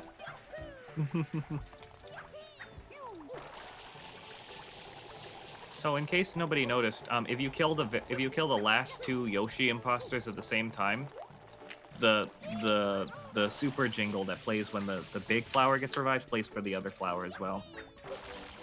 The game only checks that all of the mimics are defeated in determining what jingle to play. So. Fun with game flags.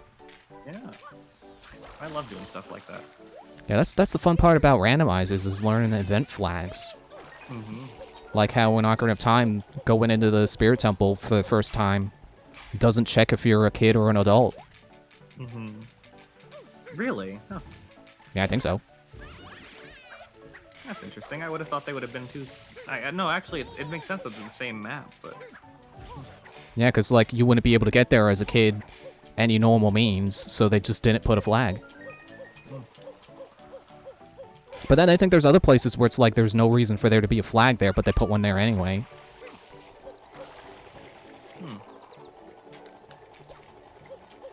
It is interesting where they put the flags.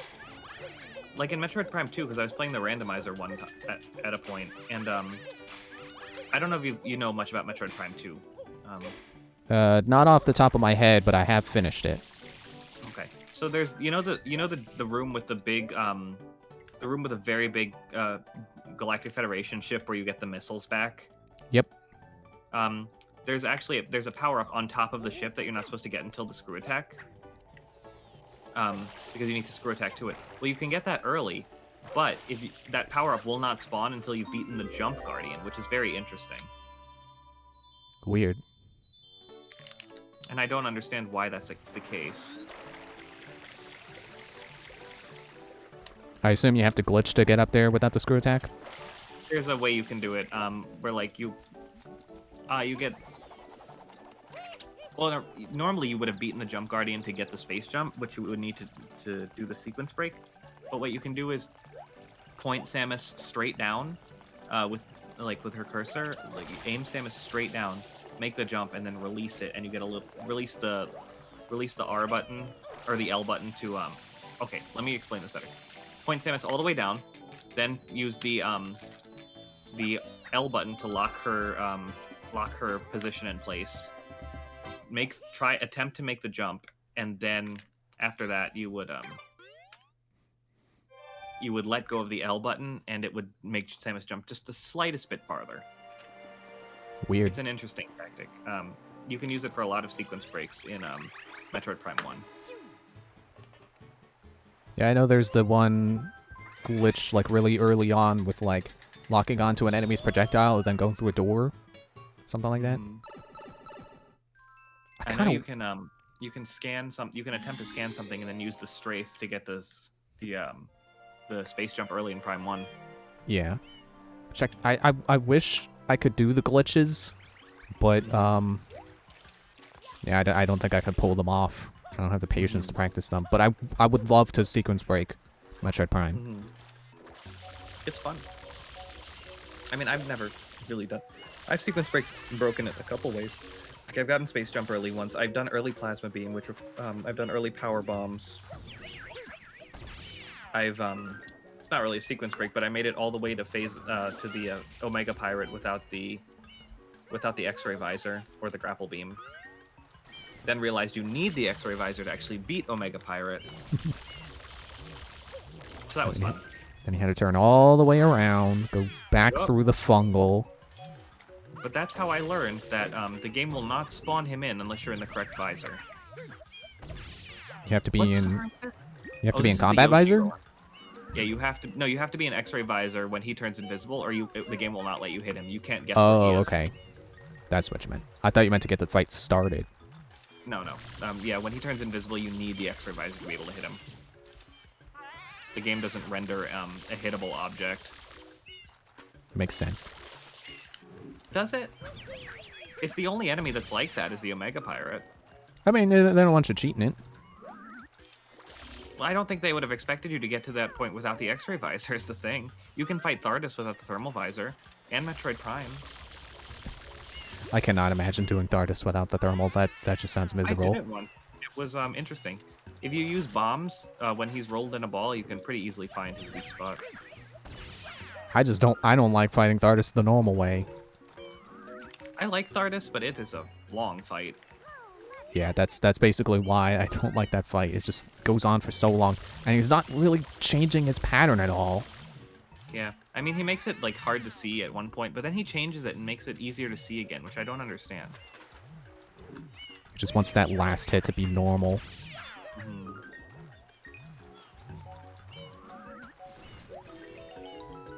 To be honest, that entire part of the game is just my least favorite part. The entire research lab I cannot stand. And I love Metroid Prime, and I will not defend the Pirate Research Facility.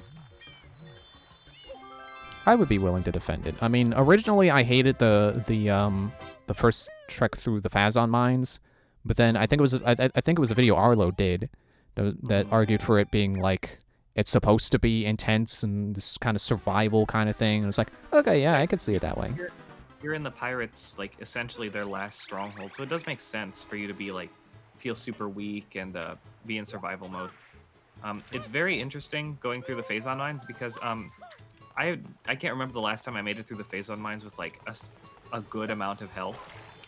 Like I'm always barely equipped to fight the cloaked drone. don't have enough missiles, don't have enough health. So it's really just a crapshoot whether I'm going to win or not. Honestly, I think the last time I did that, I was pretty good on health and missiles, because I remembered, like, oh yeah, this ends with a drone, I gotta be careful. See, what I'll end up doing is, like, if I'm low on health, there's actually some boxes by the elevator down to level 2. When you get to level 2, there's 3 crates that spawn that you can shoot for items, and then you go 2 rooms away, and they respawn. What am I doing? I have to go back for Shadow Mario. Hello? Mario, what the hell? Yeah, I'm doing Shadow Mario 2, and I can't find where he went! Where'd you go? Hey! You pulled ahead? Did I? Nice. I just finished the sunflowers. Oh, I thought you said you were fighting Shadow Mario. Oh, no, the trying to find him for the egg. Oh, I haven't done that yet. Where'd he go? He jumped on the roof. Did he? Oh, and you're not doing it with the music either, so you Yeah, can't. Oh. there he is. Yeah, I know people don't like screaming is something that has kind of come and gone for humor, but I still like screaming. I like to just, hey, what are you doing? I'm not a loud person unless I'm playing Salmon Run. Then I'm very loud. But Why are you on fire? Hey! Yeah, I usually try to be quiet, but for the sake of streaming and stuff, it's like, it can be a little bit loud. Sure, no one will mind. Apparently, the time when I was Let's Playing Metroid Prime and I was at the end and I was getting real mad at Fission Metroids and I started screaming, apparently my brother didn't hear me. So, Fission Metroid, I hate those darn things. yeah, those things suck. The key to getting my through God. them is just using your power bombs. Yeah, power bomb. Which I realize They're that's like the key to the Omega Pirate as well, power bombs. Yep, because they'll kill all of it. The power bombs will destroy all of his shoulder plating and knee plates. And the spawns, his ads, which was Really? what I originally did it for, and then it blew up with the Omega Pirate and was like, whoa! Yeah, he kind of hotfoots it for a bit when he gets hit by one. Runaway Ferris wheel. It's not runaway, it's still there!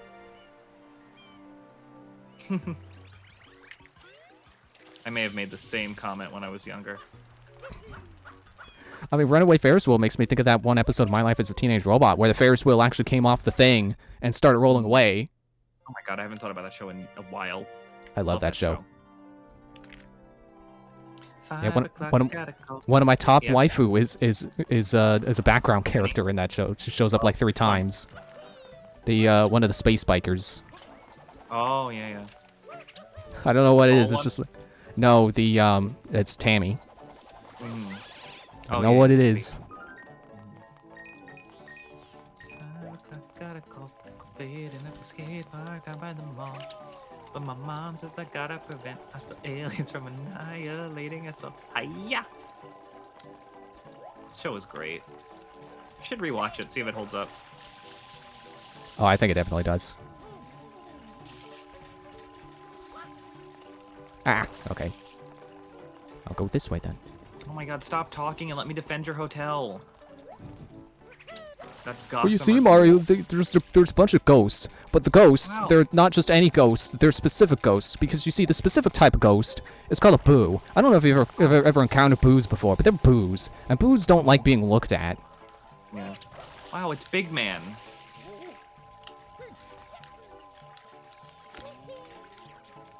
Whoops. Plasma, if you're still here, I think you should play the story mode for Splatoon 3. It's very good. Oh yeah, that was another thing I thought of, was, if they were to introduce a new playable race, what if it was the Mantas? What if they just made Mantalings? That'd be interesting. But I feel like it... The mantas is like a species that doesn't that doesn't have a human counterpart. Yeah, that's But the I part can see I either feel way. like is tricky about making them playable, is that they don't really conform to the pre-existing animations, and that just sounds like a lot more of a hassle than they would be willing to go through.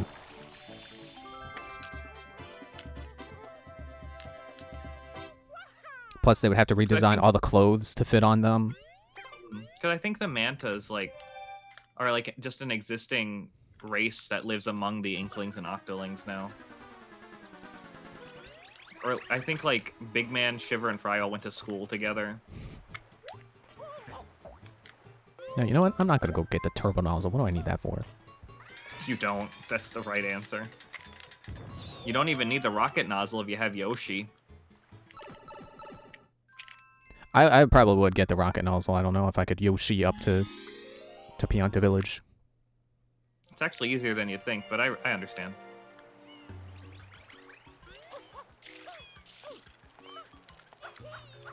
And I So had how come the water in the pools doesn't hurt Phantomanta, but these do? because it's a pressure washer. I guess. Yeah, I had a thought and then I lost it. Come on now. Come on, hotel. This hotel looks a lot smaller from the outside than it actually is. Yeah, it's that Animal Crossing effect. Mm-hmm. Bananas. Bro, I was standing right there. Yes. Why did you have to move me? I remember what I wanted to say. Like, I hate that people criticize this game for like the stuff that's optional. Like, oh, there's so much stuff that you just don't need. It's like, yeah, that's what 100% is. Yeah, no, I don't understand that argument. Like, I guess, you know, they're looking at it from the Super Mario 64 perspective of like every little thing you do gets you a power star and that can open progress. But like this game does that too. It makes the worlds more interesting to have things that just don't mean anything and are just there, in my opinion. Yeah. Like you don't need everything to have meaning. Like 90% of Noki Bay you don't ever need to go to, but it's just cool. It's like almost world building in a way. It's like hotel lobby secret, yeah. It's like it's there if you want it, but if you don't want it, then don't pick it up. Like low percent runs are a thing. Mm-hmm. I think we're technically doing one. And I was doing this on one of my previous playthroughs, was seeing just how far I could get without ever doing Bianco Hills, like anything there. I mean, I did pop in and pop out, but I think that was the progress it unlocked was where they're just refreshing the overworld. Yeah. And yeah, I saved Bianco Hills for last because, like, sure, the optional shines don't mean anything for the overall completion of the game, but they still count towards unlocking levels, which are still based on shine count. Oh. Whoops.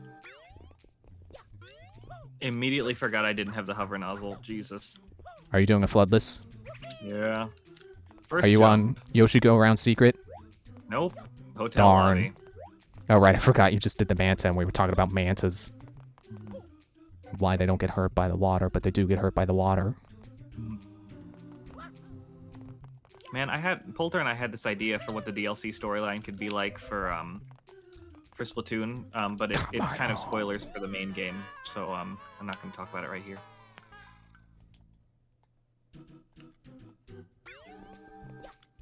Man, I kind of wish there was a course that, you know, a secret course that you go through on Yoshi.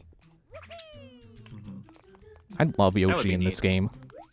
Yeah, he's cool. He controls so well, and I love the colors he comes in, especially the purple. Mm-hmm. Is purple your favorite color? Nope. Is blue your favorite color? Somewhere between red and blue, I would say. Ironically, so purple. not purple. That's the ironic thing. I like blue and I like red, both just pretty great. But purple, eh. I used to be big on purple when I was a little bit more punk-oriented in my demeanor, I guess. My interests. Oh. Those freaking Dell blocks! My favorite color was blue for the longest time. I guess it still is, but I've grown very attached to lavender. And mint. When I was a little kid, it was red. And that was my color when we would get, like... When we would all get something, and like all of us kids would get something, and we color code it. Like I remember one time, one of our grandparents bought us like bathrobes. Mine was red. Aw. And my brother's favorite color has always been blue. My older brother. I think my younger brother's is red, but that's also probably due to the fact that his initials spell red.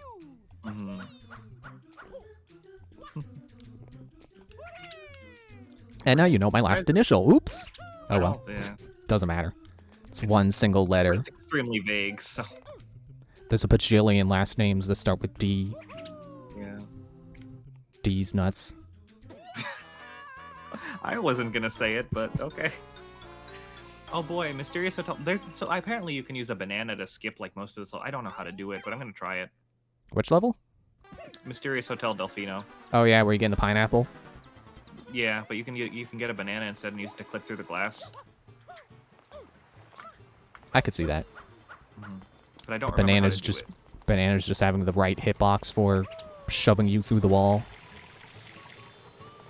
I saw Thaman do it on our Sunshine race like 2 years ago. Yup. Yeah, I game overed. I game overed on Yoshigoro Secret.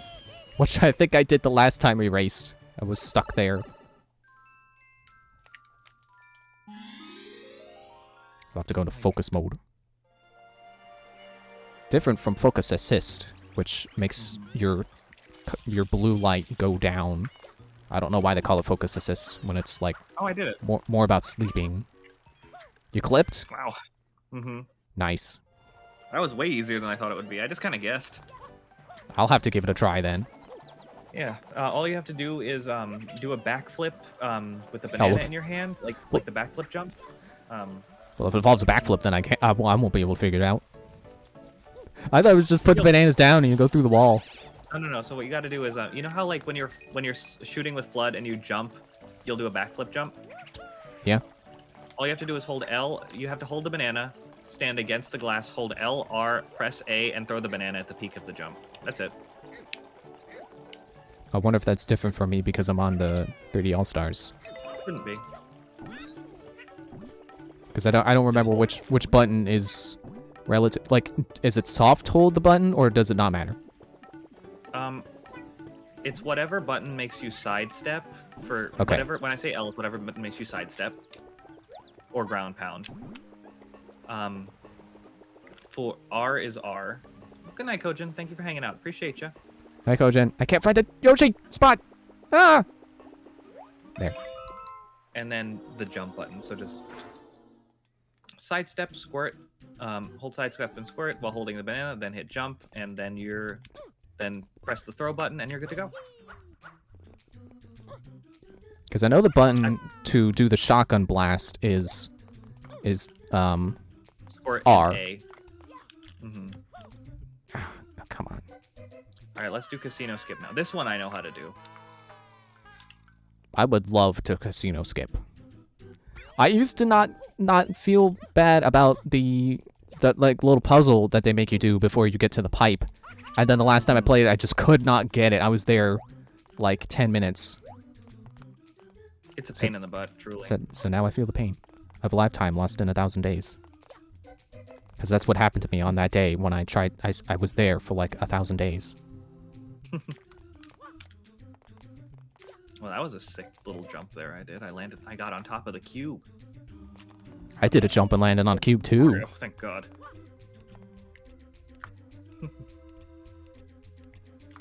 All right, I'm over here.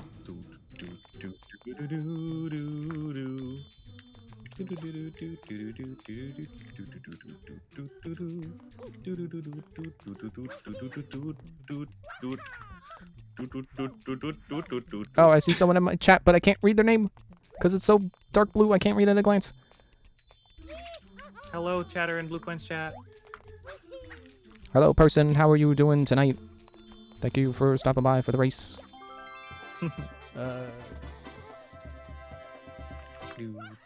Come on. Oh, we're on the big block now. Well, oh, I was wondering if it was moving. I couldn't tell. Sorry, I should What's say your that name? while actually facing the mic. Blasian Gamer. Well, welcome in. All right. Casino secret done. Now on to King Boo. Doing fine. How about you guys? I'm doing all right. Can't complain. Yeah. Appreciate you asking. Back into the cannon. Apparently, Oh my the God. only way to get over here. They don't want to use the boats, even though they're up and running again. Going around in circles, going nowhere, wasting gas. I don't know if those boats use gas. No, definitely not. I want to say they're like the ones you push with a stick. Paddle boats. Yeah, kind of. Well, I was thinking like the ones in Venice, Oh, gondolas. Yeah, that's Yeah, probably gondola. exactly what they are. I don't know how the gondolas move actually. Is there a current? I have no idea. I would love to go to Venice.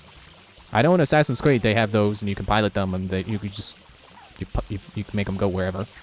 Hmm. I remember when when lockdown first started, people noticed that the canals in Venice were super clear because the boats weren't kicking up dirt, which I thought was super cool. So you could see all the way down to the bottom and stuff like that, or you could see the fish in them. And now people are out again, and things are terrible again. Oh. I mean, it's not even a pollution thing. It's just that the boats are kicking up dirt from the bottom. Yeah. All right, King Boo, let's go. You know, I think it's such a shame that there are towns that rely on tourism, because tourism is kind of awful. I mean, as somebody who enjoys being a tourist, I understand, but I also mean, I completely agree. Traveling, I think, is pretty great. It's cool that we can do that as humans. But the idea of everyone flocking to one location, because that's just where people flock because it's a cool place to go. It's not good for the locals, yeah. Except for towns that rely on tourism. I mean, Which I like think is a Hawaii shame. very much wants tourism to calm down.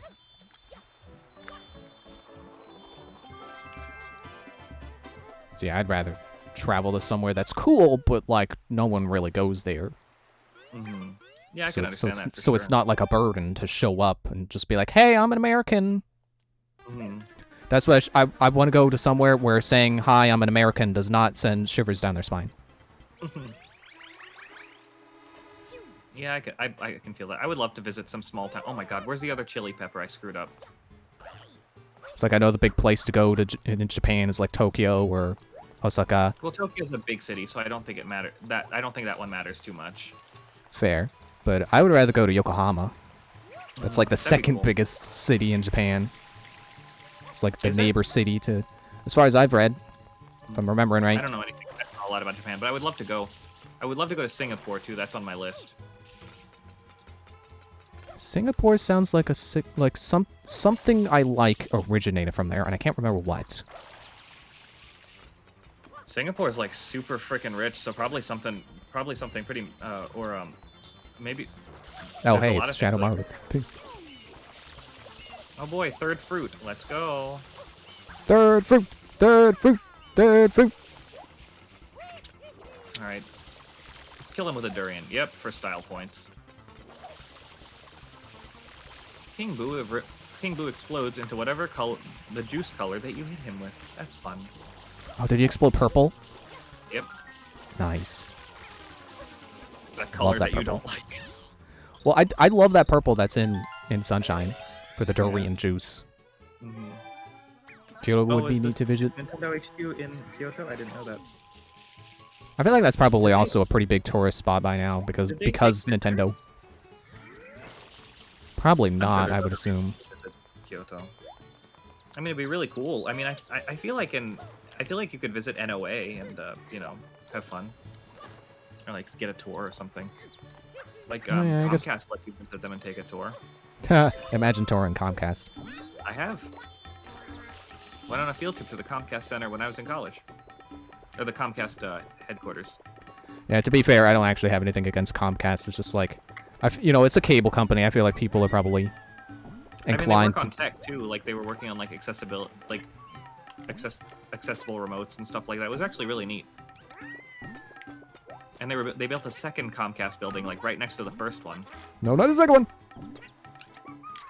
and now it's like the tallest building in the city.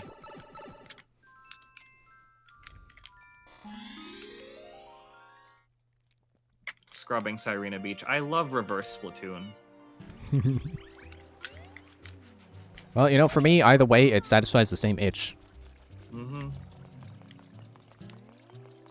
Are you Well- a Splatoon player that likes to coat the entire lobby in your ink? Yeah. Yeah. Whatever that was that just drove by, that sounded like a ghost. Oh, I didn't mean to do that. Come on now, Mario. It was nice Don't- that this thing showed a paper thin and covered all in the hotel grounds then. Oh, the horror, the beautiful, and it sank into the ground. Why? And I'm gonna clean it up. Why am I supposed to do Oh, the this? gospel Ah, ghoul. it's back. Do something. Gossamer Ghoul. That's such a cool phrase, but like, what does it mean? I don't know. I don't look think it I've up, ever heard but- that before. How do you explain that? A second Krusty Krab.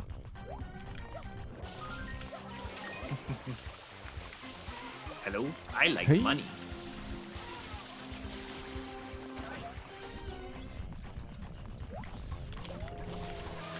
Not the cleanest scrubbing Sarina Beach I've done, but it's fine.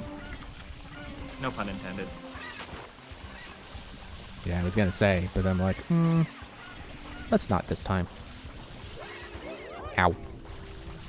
I think 3D All Stars is a little bit more generous with how much you need to clean. I Yeah, also but you know know- there's a glitch where you just keep jumping on the dude's head and instantly win the level if you do it right. Yeah, but you know, us pro Super Mario Sunshine players, we don't need to. We have so much time left when we finish that we could do more.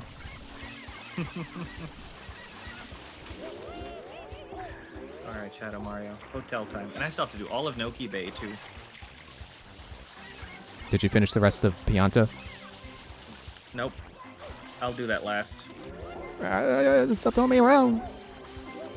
Okay, I'm gonna die. I need to take this seriously. This king, where are you at?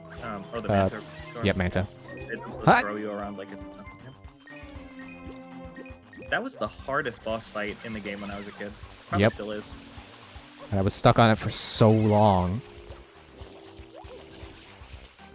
Fun fact: one of the golfers in Mario Golf Coastal Tour that's on the scorecard is Phantom Manta, which begs the question: how can he golf?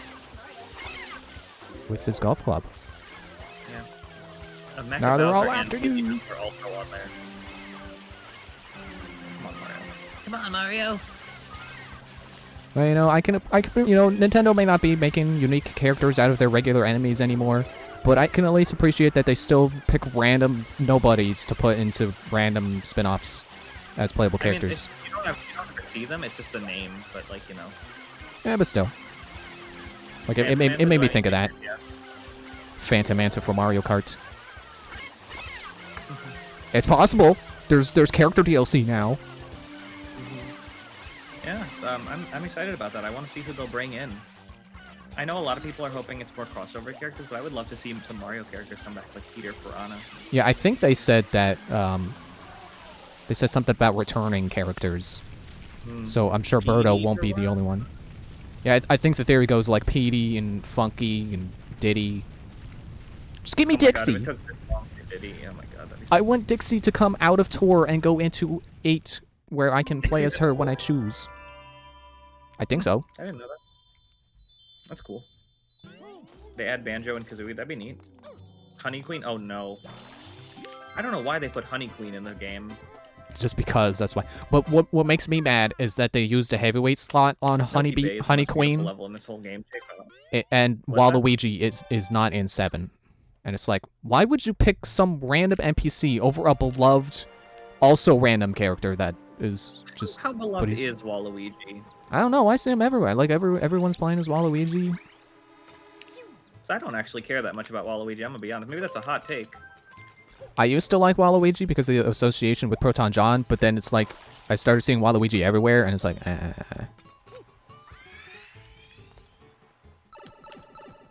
It's a community cult following. Yeah, it kind of is. It's Also, like, hi, Paper Star. Hope you're doing well. oh yeah, hi Paper Star. Sorry, I didn't realize you hadn't been here yet. Regular Paper- was in 7. Wiggler being in 7 was neat, actually. I liked that. I think he was also heavyweight, which is also like, why not Waluigi? Waluigi wouldn't be a heavyweight, would he? He'd be a medium weight. I thought he was heavy. No, in Double Dash he was a medium. You should add Flutter. Now that's what we're talking about. I had no idea Flutters existed until Sticker Star. Really? Yeah, because I hadn't played that far into Super Mario World. They're in Super Mario World? I think so. I think that's where they came from. I know, Or- I know about Flutter from the Mario Party games, honestly. Or maybe it was Yoshi's Island, but one of those two. Yeah, what mainline game is Flutter actually in?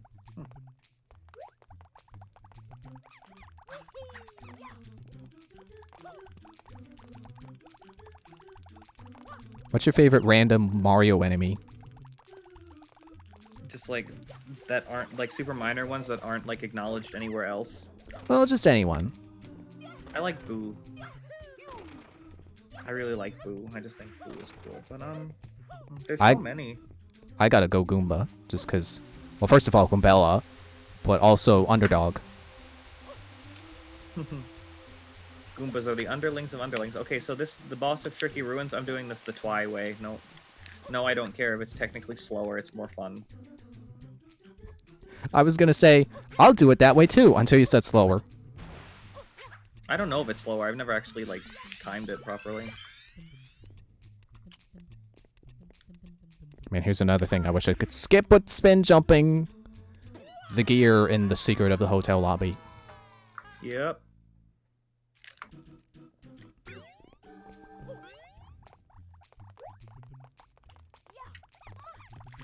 No, get up there with the double jump. Oh, Mario. Now I'm gonna be here for a minute. Now it's definitely slower. It's time for me to catch up.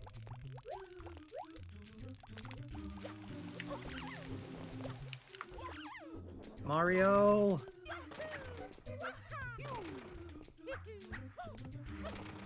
I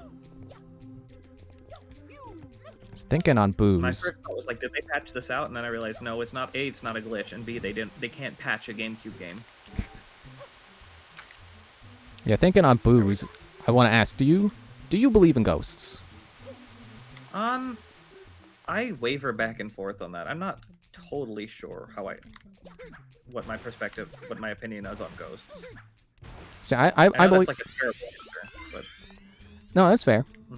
I believe in a lot of things, and ghosts definitely one of them. Whoa. And I follow some, well, I guess not some anymore. I used to follow like a few channels that were like paranormal investigators, and then it kind of became samey.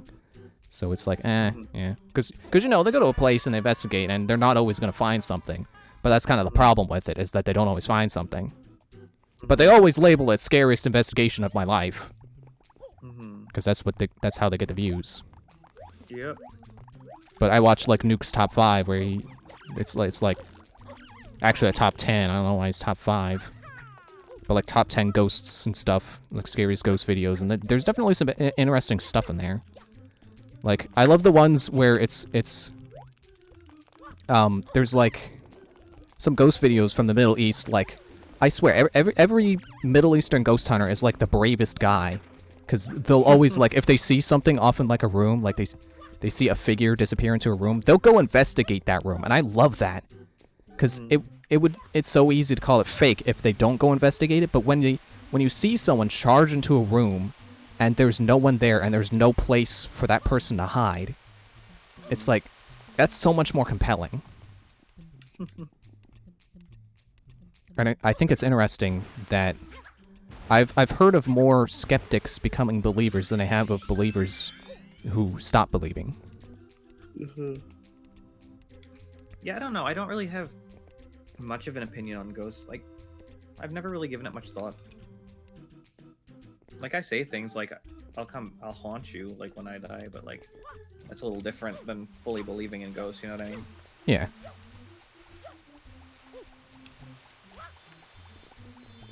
Paper Star, if there's a hell, I'll be right there with you, don't worry. I think he's quoting Oh, I know. yeah, Scooby-Doo bit. Or a Scooby-Doo parody, I guess. I forget which.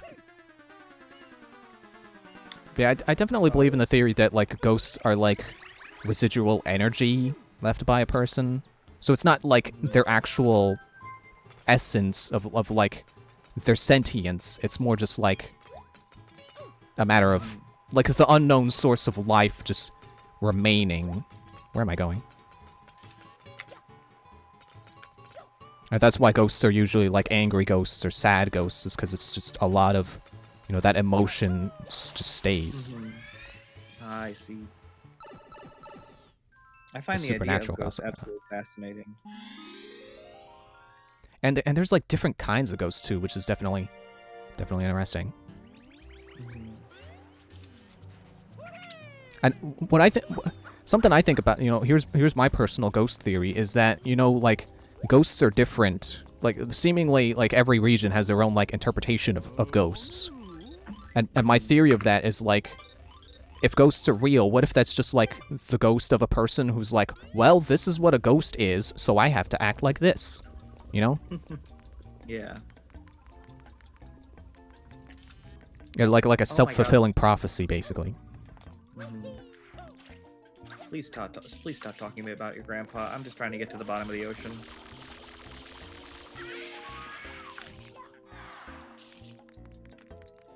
Oh no, I have to go through this door. Ow. Spin doors that Alright, they love to have. Ely Mouth. I feel like the Ely Mouth area is supposed to be foggier than this, but I can't remember how it's actually supposed to look. I don't either. I think maybe it's supposed to be a little murky, but, like, I don't know. Not sure the exact murkiness level. Dude, I was totally up there. Boo. Yup. Get up. Come on, get down with the sickness. And then we go, yeah, we go down. So fun fact, the trigger for Ely Mouth to go back into the ground is for his teeth to fall out. Ah, yeah. I knew there was like a fast way to do it. So if you kill one of his corner teeth, he'll go back down, or clean, I guess, not kill. Gotta kill the teeth.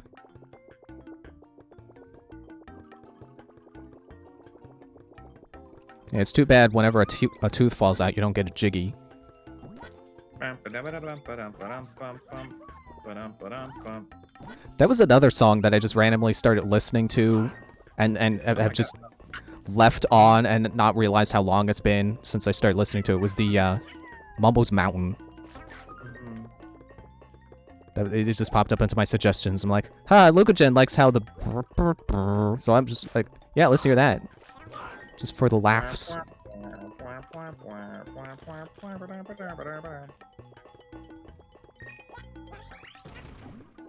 And shine with Yoshi.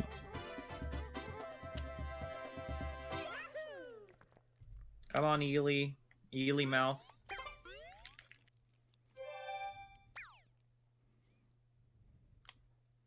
Yeah, I have not been into the dentist in a long time, and I am scared of what I will find Ely when I Mouth eventually breaking. do there. I feel that. Ely Mouth breaking gender norms by being both. We stan. What if Ely Mouth was actually supposed to be female, but then the eyelashes just fell off the one eyes? That'd be interesting. But no, I definitely support that it's both. Yeah. Make I'm a more big both fan. characters, Nintendo. Make more Yeah. two-headed monsters where one's male and one's female. There we go. I love how you can see through the glass in the front door and it's just a brick wall. Mm-hmm. Gotta get those real fake doors. Hotel Secret, yeah! Everyone loves this one! Which one? Hotels, Casino Secret, yeah! Oh, yeah, the one that you hate because the puzzle sucks. You love it, everyone loves it! It's like royal everyone. That's Royal Wii. not even accurate, because not even I love this one. Like I said, I realized, oh yeah, this one does suck. And I can't do the skip. Royal Wii is an interesting thing, because like it's a monarch speaking on behalf of the entire country, which is just wild. That people do that. Is that also the term for like when someone like generalizes something when they actually just mean just themselves? I mean, I'm sure that that's them appropriating the royal we, but it doesn't have the same context. Okay, because I was trying to figure out what the word is for that. When someone is like, no one's gonna take your movie seriously if you don't hang up the phone properly. It's like, no, just you. That might be a variation of the royal we, but since it's not royal, I guess it would still count. It's the peasant we. That's true, Paper Star. Royal we was gonna I can't refute that. Oh, shut up, Piantissimo. No, the royal we is when the queen has a gold-plated we, because that was an actual thing. Yep. You don't want to go to work tomorrow? Me neither.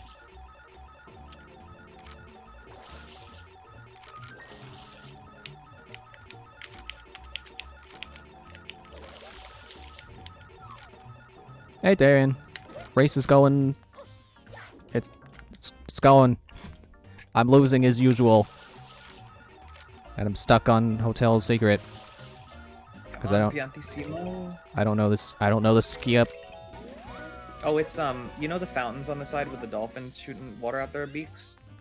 Oh, it's the fountains? Yeah, so all you have to do is there's like a little ledge above the fountain on either side of the fountain part, and you just have to do a wall jump, a backflip jump, in like a side somersault into a wall jump over, and then fly over the thing. You'll grab onto a ledge if you did it right. It's hard to explain. No, I know what you mean. See, I think I'm remembering Poulter's Let's Play where he did the skip wrong, and he did it a harder way, and then later he found out, like, that's how you do it, and that stuck with me. Yeah, because he tried to do it off the lamp or something. No, it's hammer time. Stop. Ah, no! I did it, but it didn't get me to the pipe. It just put me in front of the puzzle. Oh yeah, you got. Oh, that's the other part. Yeah, you gotta kind of hover over everything. It won't let you walk, so you have to sidestep. But at least you have it down. Yeah. You have the hard part down, so. You say that, and then I couldn't get back up on the side of the thing. You know, it takes time. How do you think Flood got to Delfino anyway? I have no idea. He was mailed there. Special order. Somebody bought it to clean up the island. They bought it to clean up the airstrip. Because, you know, there's just so much airstrip for them to wash. Yeah. Ah, the sidestep's not working. I need coinage. Give me Are you blue. holding the L button? Yeah. Yeah, I'm sidestepping. I'm just not going far enough. Yeah, it's kind of weird. You kind of just have to. You get a feel for it, but oh no, oh man. Should have just done it the normal way. Yeah, considering how this. Okay, I fell too far. Fell too far. Did you die? Yes. Oh my god, you can die there? Yes. You can clip too far, apparently. Didn't know that. Just get meteor smashed to the bottom. It's okay. Most of my deaths have been on episode 6, which is interesting, but you know, I'm kind of looking to break the curse. But considering how slow this would be if I were doing the flip puzzle, I feel like this is the faster way, no matter if I commit or not. Well, if I do commit. Committing would be the faster option. Mm-hmm.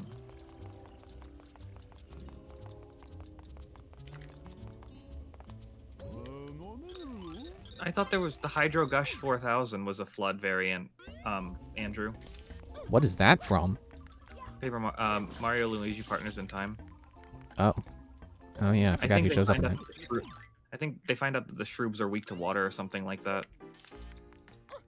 Which would be a really easy thing to find out, normally. Yeah, it's like signs. Mm-hmm. I'll always remember that movie because a babysitter showed that to us one time, and maybe not appropriate movie to show to kids. But I'm not. Despite the fact that it made me afraid of the aliens for a good while, I would say no damage was really done. Oh, I did it again. Meteor smash right to the bottom. Darn. You're committing, huh? Yep. Guess I'm not going forward enough.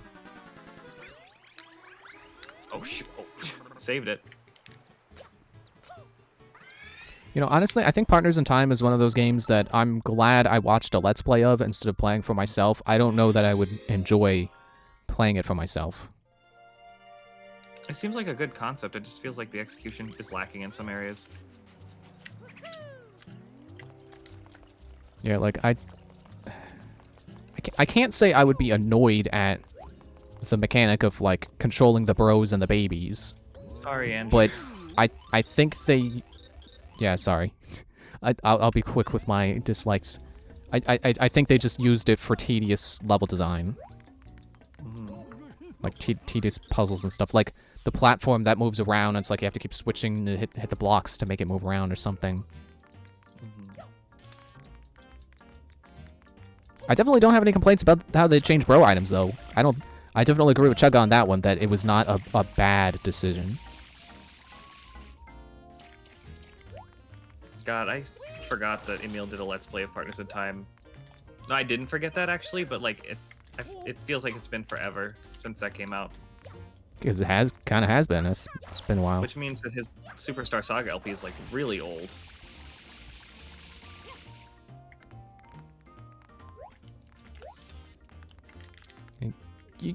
Go!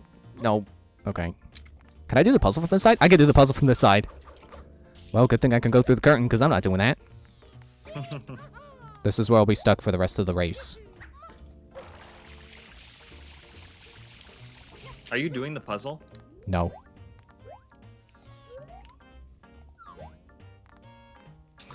Lord. I feel bad because, like, I don't want you to get stuck there for the rest of the time. I mean, I could go do other stuff. Mhm. I just don't want to. Because either way, I'm going to have to come back for this. Mhm. Hammer time.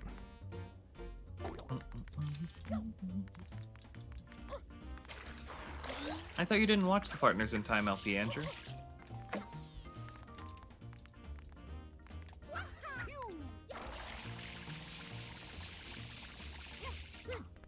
Why did I? Oh my god. Oh. I jumped into Noki Bay when I didn't have to. Thank you. Well, let me leave. Oh, there we go. I fell into the pipe. Good. Oh, good. Whew. Now to did not it. game over. You have 3 one life, lives. don't you? Well, I have 3. I'll be fine. Gotcha. I just need to get into a life loop. Gotta love these Cubics blocks. He's a robot for everyone, or something like that.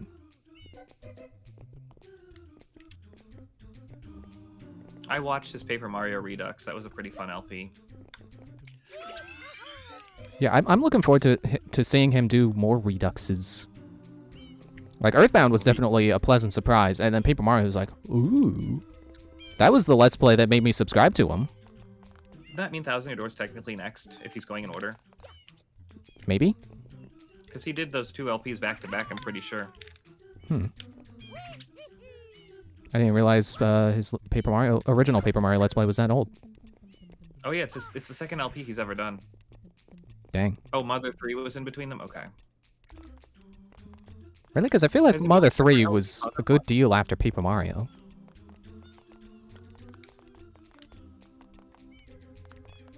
But yeah, I remember I was watching through that because I'd never seen Paper Mario before. And then he does the pickle fish lips joke with the treasure chest. And then when it actually gets to the payoff for that, I'm like, this guy's hilarious. And then I subscribed. What was my first Emil LP? I think it was actually Emerald. That's when I started watching him. It definitely wasn't my first. But I remember that was the one where I was like, yes, I am committed. Mother 1 was the second LP? Gotcha. Oh, he didn't... Oh, he skipped Mother 1 in the Reduxes. Apparently I'm not good at the Emil lore. It's a shame. Because Mother Yours 1 was definitely okay. deserves more attention. I played Mother 1 and I really liked it, so... I tried to play it myself, like, a little bit after... Actually, I think it was either after you did it or when Poltergeist did, like, another Let's Play of it or something. And I got stuck somewhere. I'm like, okay, I've played enough. I like this, but not enough to finish. It's definitely not clear a lot of the time, but I don't know. I think I had fun with it because Polter was with me. Also, I feel like the game does end kind of abruptly. Like, I think I would definitely be able to finish it if I had someone guiding me through it, watching me play, but Yeah, I don't have that right now, but maybe eventually. I wouldn't mind playing through it again. Like I kind of like the archaicness of it, of the retro NES RPG feel of it. There were definitely some very interesting. Oh no. Oh no. Oh no. I gotta go all the way frickin' back for another papaya. Oh no. Oh no. Oh no. I'm pretty sure these are papayas and not pears, by the way. I know Tim calls them pears. But don't spit booze at me. Squirt that Ew. boo back at you, apparently. I didn't know they did that. It's like I hit it with water and it just starts flying backwards until it died. It's like, whoa.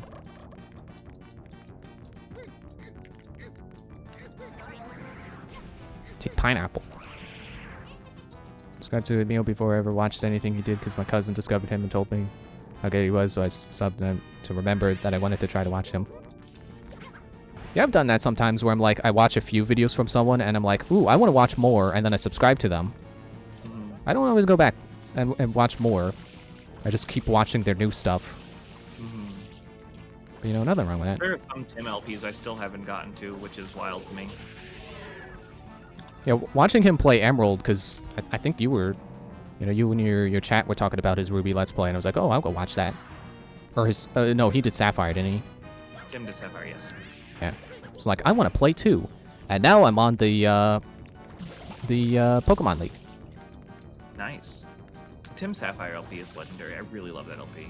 I keep trying to go over the very shoulder. I can't do that here.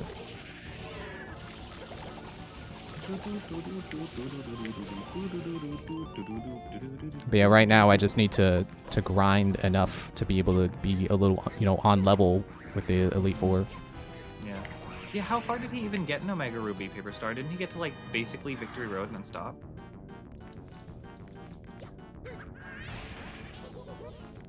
Thought I was dead there, but that's okay. And, except for trying to catch Groudon without using the Master Ball, because I wanted to be able to use that on... Would it be Latios for Ruby? Or Latias? It is Latios for Ruby, Latias for Sapphire. But yeah, I couldn't... Even when, with my Swampert on level 40... At level 47, was still getting taken down in like 2 hits. I'm like, okay, I've had enough of doing this. I had enough trying to capture legendaries in Scarlet, which, as far as I can remember, doesn't give you a Master Ball. Yeah, Scarlet doesn't give you a Master Ball until after the game ends. So in the interest of finishing it, I just used a Master Ball on him. Plus, I'm emulating it, so it's not like I can get all the Pokemon anyway, because I can't trade, I don't think. Oh, he lost the game. That's why he quit. Darn. Peppers, no! Pepper! No! Ah! I missed the opportunity to fruit. Darn. I mean, I'm losing anyway, so it doesn't matter. Man, I remember when I played Omega Ruby. I was trying so hard not to use my Master Ball on Groudon, but I had to use it on Groudon, which sucked because it made Deoxys a very difficult fight. Ouch. Man, every episode 6 in this game has a timer. Except for Gelato Beach.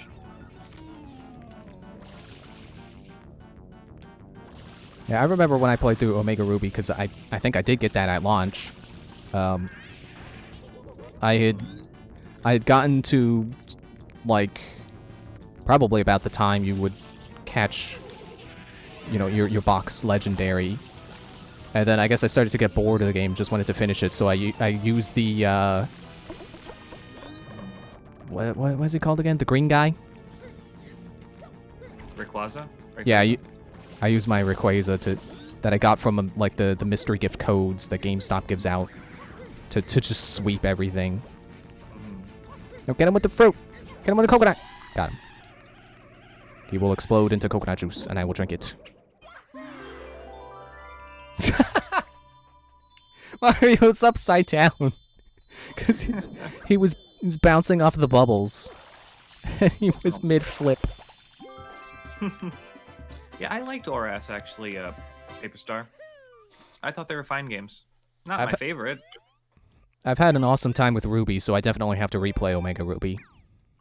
I I remember being in 10th grade lunch, I think it was. Yeah, 10th grade lunch, getting messages from my friend Tiggs on Skype at the time that well, we were both like basically crying over the reveal of Omega Ruby. We were so happy because Gen 3 was our favorite. Yeah, I can definitely see that. Mm-hmm. I mean, I have not played a whole lot of Pokemon games, but Mm-hmm. as far as my experience with the Pokemon formula goes, Ruby has been awesome. Ruby's great. But my experience starts at Black and White, and I basically have not finished anything after that except for X and Y and Sword and Shield, and Scarlet and Violet. I really like Scarlet and Violet. Scarlet and Violet, technical issues aside, are probably my favorites. Yeah. Definitely my favorite too. Overtaken X and Y. Because like Scarlet and Violet, I just think it was just such a great time. It was just bogged down by some performance issues that I really didn't experience, but still. Yeah, I'm amazed at like the screenshots I've seen because I've not experienced anything close to any of those bugs. The giant trainer or the eyes popping out, I didn't get any of those. Most I got were some frame drops, barely, and then two crashes. Yeah, I've had some, I'm sure some frame drops and definitely some crashes, but like my experience has been pretty smooth and bug free, and it looked Maybe it's 'cause acceptable. Not the best thing. I thought it might have been because I have an OLED. Yeah, I thought so too, and then I put it in my original, and it ran fine. To be fair though, my friend and Rosie's friend, who is also my friend, 404 Sound, they had some really bad performance issues with Scarlet and Violet when they were playing. Like it was literally running at like a terrible frame rate the entire time. They actually couldn't play it.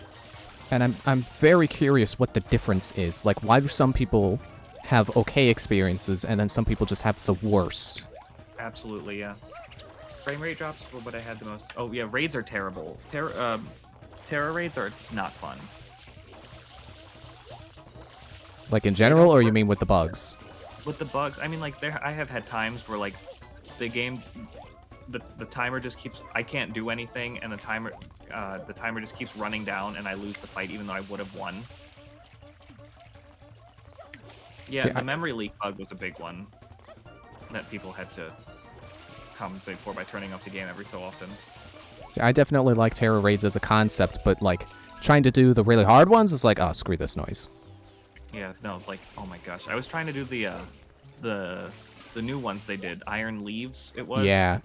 And it was very difficult. I spent Yeah, like a good maybe 2 hours on that. I could only get Walking Wake, and like, I hate that these high-level raids feel like I need like a level 100 Pokemon that's specifically tailored to beating this type matchup. Mm-hmm. And Yeah. even with this last one, like, I have a pretty high level, like, Fuecoco, or whatever the final form of it is, and Yeah. it was still getting knocked out in one hit with moves that were resisted. Like well, Psyblade or whatever it's called, it's not resisted. So But still, it was like, I would get one shot and be like, it's not very effective. It's like, well, sure, I love seeing that when it's Tinkaton, but not when it's me getting knocked out. Mm-hmm. Shadow Mario Iron Leaf, checks in. Honestly, doing Iron Leaves, the best thing I could have done, and what I did was I didn't match up with anybody. I did it solo with the AI, because when the AI dies, it doesn't take time off. Yeah, I heard that, and I just never... I never knew you could do it with NPCs. I didn't know how you could set that up. Yeah, it's just do it solo or whatever the option is. So I just never... I never caught an Iron Leaves because I couldn't get into a match where people could beat him. Mm-hmm. And I hope that they will put, like, either bring... Well, I'm sure they'll rotate the raids, bring them back. But I hope that this will not be the only way to distribute unique new Pokemon. Through raids, yeah. I hope not. Like, I know they have the mystery gift option, so I'm sure they'll, like, if there's anything, like, really interesting and exciting to give away, that they'll probably do it. That was terrible. Whoops. Cobalion, Terrakion, Raikou, and Entei later on. That'd be great.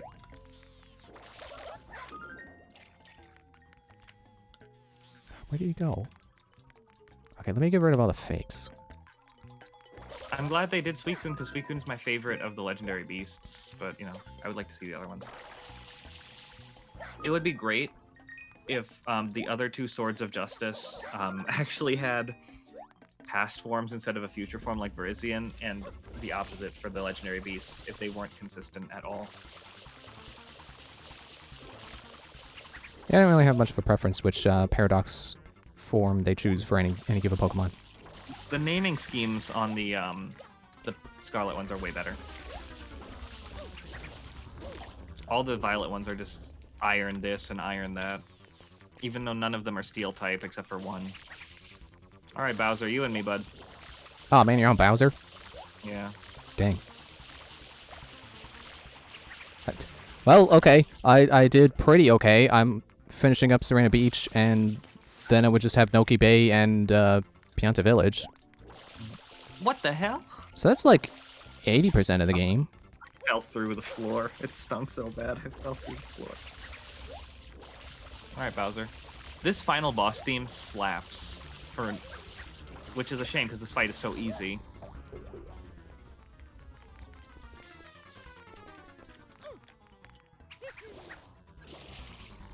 Now, I know last time we raced, I wrote down how many shines I earned in the time it took for you to beat the game. I wonder if I'm beating my record. I don't know if I saved that VOD, so I wouldn't know. I'm trying to be better about saving VODs. Yeah, I'm saving the ones that I just think will be interesting to edit and you put up on YouTube later. Because I'm running out of space and I can't download them all, apparently. Gotta get a new hard drive. Oh, maybe I should have done this without a layout then. You could have had my thing too. I mean, you can crop it, I guess. I can try and find you a cropped copy. Yeah, it's fine. Yeah, Honest- if I had known, I would have totally helped you out with that. I don't even really know how to, like, edit footage to where you can, like, put things side by side in, like, a Oh, it's fancy easy. layout. Because, Mhm. like, I know You I just can put make them it... on top of each other in the video editor. Because I know I can make it smaller. And I don't know how to make it, like, so that, making it smaller makes it, like, the actual... the new size of the object instead of that just being cropping. Mm-hmm. I go Noki Bay, what the heck? All right, time, by the way. Dang. Let me check my shine count. 35. What was that? That must have been like, what, 2.5 hours? That ain't bad. And my record was 27, so I beat my record at least. Nice. I can stay online while you keep going for sure if you want. I've got nothing going on. Nah, I can end. No, we'll talk for a bit at least. We don't have to end right Okay. away. Yeah. And 'Cause I I'll had just fun. This is. I'll Mhm. keep playing while we talk then. Yeah, sure. Because I had a lot of fun. This is gonna sound like super humble brag. I don't mean it to, but I thought I would be rustier. Because it just feels like I haven't played in a while. Maybe I haven't. I wasn't thinking about it, but like I had a ton of fun. Thank you for playing with me. Yeah, thank you for playing with me. Mhm. I know. I'm sorry I kept pushing this back. It's fine. Mm-hmm. Yeah, I definitely understand Yeah, because the last need. week I had just gotten back from vacation, so I was so tired from a long travel day. Yeah, that's right. That's gonna be me next week because I'm going to a convention. Ooh, nice. Where at? I don't remember. That's All I know is my pretty sister asked me if I wanted to go along, and I'm like, yeah. Mm-hmm. It's a pretty important thing to know. Is it like far? About 2 hours, she said. Oh, nice. Which for me is, I mean, considering it's like an hour drive anywhere I want to go, basically, that's not that much farther. But in terms of me, like, not liking staying in the car very long, yeah, 2 hours it's gonna be something. Mhm. Yeah, I mean, I had to drive like, I live about 3 hours away from my parents' house, but because of the lack of traffic, it was more like 2.5 hours this time. And I mean, it was fine. I don't mind driving that. Oh my god, Mario, that rotation of your neck can't be healthy. But like, I don't mind driving distances, but that was the longest drive I've ever had. It was like 2.5 to 3 hours. So I Yeah, don't know how I would do anything longer. We make like a 3-hour drive every Christmas to see family, so it's like, Christmas. It's nice, but I don't like to drive. That's fair. I think with me, like, I don't mind driving. When I'm a passenger, it's a little difficult for me because my legs start to hurt if I'm sitting in one place for too long. But when I'm driving, you know, I can kind of move my legs a little more. I used to be so good at long car rides, and then I don't know what changed. And honestly, I think now I'm agoraphobic.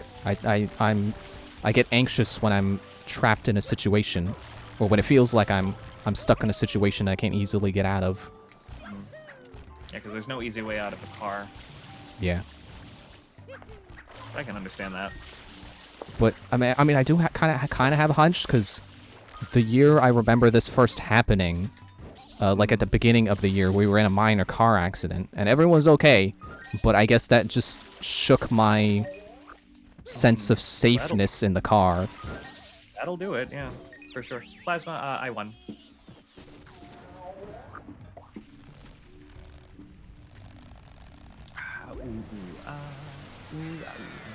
Yeah, I've thankfully never been in a car accident. Knock on wood. But my, oh, there's some wood.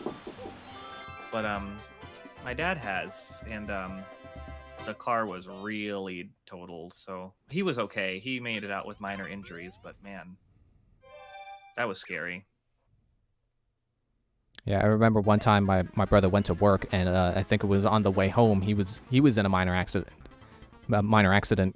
Pulling out of a Wawa, and it's like, oh well, good to know he's okay, and he'll be driving himself home. Good to know we didn't lose another car. Yeah, for sure. Because like the one I was in, like that, like I said, everyone was fine, but the car was put in a state that is described as undrivable. And so we had to get rid of it and get a new car. Yeah, our car, my dad's car, was completely messed up from this accident because he got rear-ended by people going really, really fast. Oh.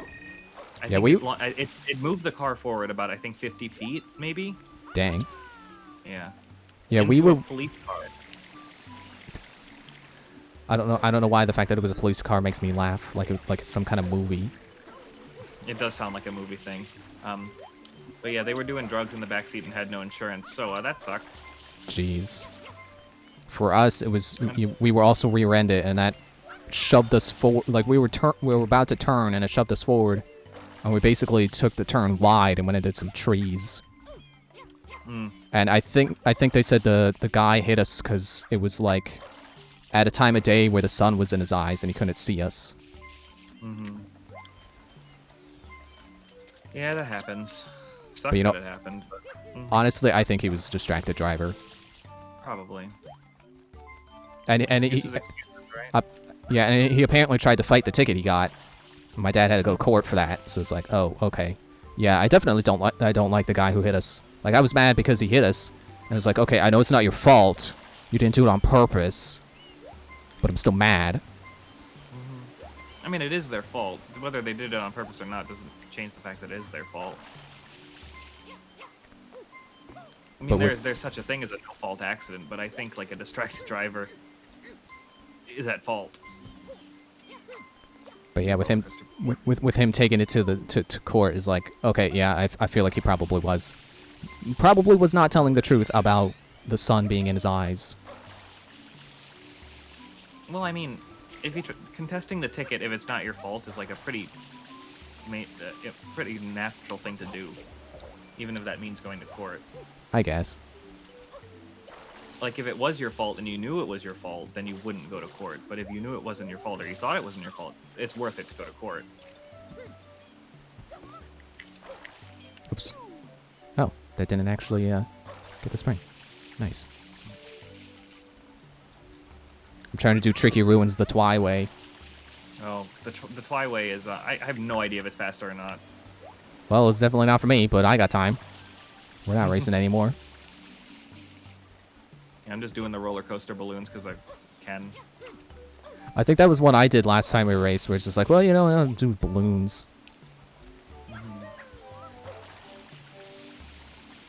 I could do Watermelon Festival next, I guess.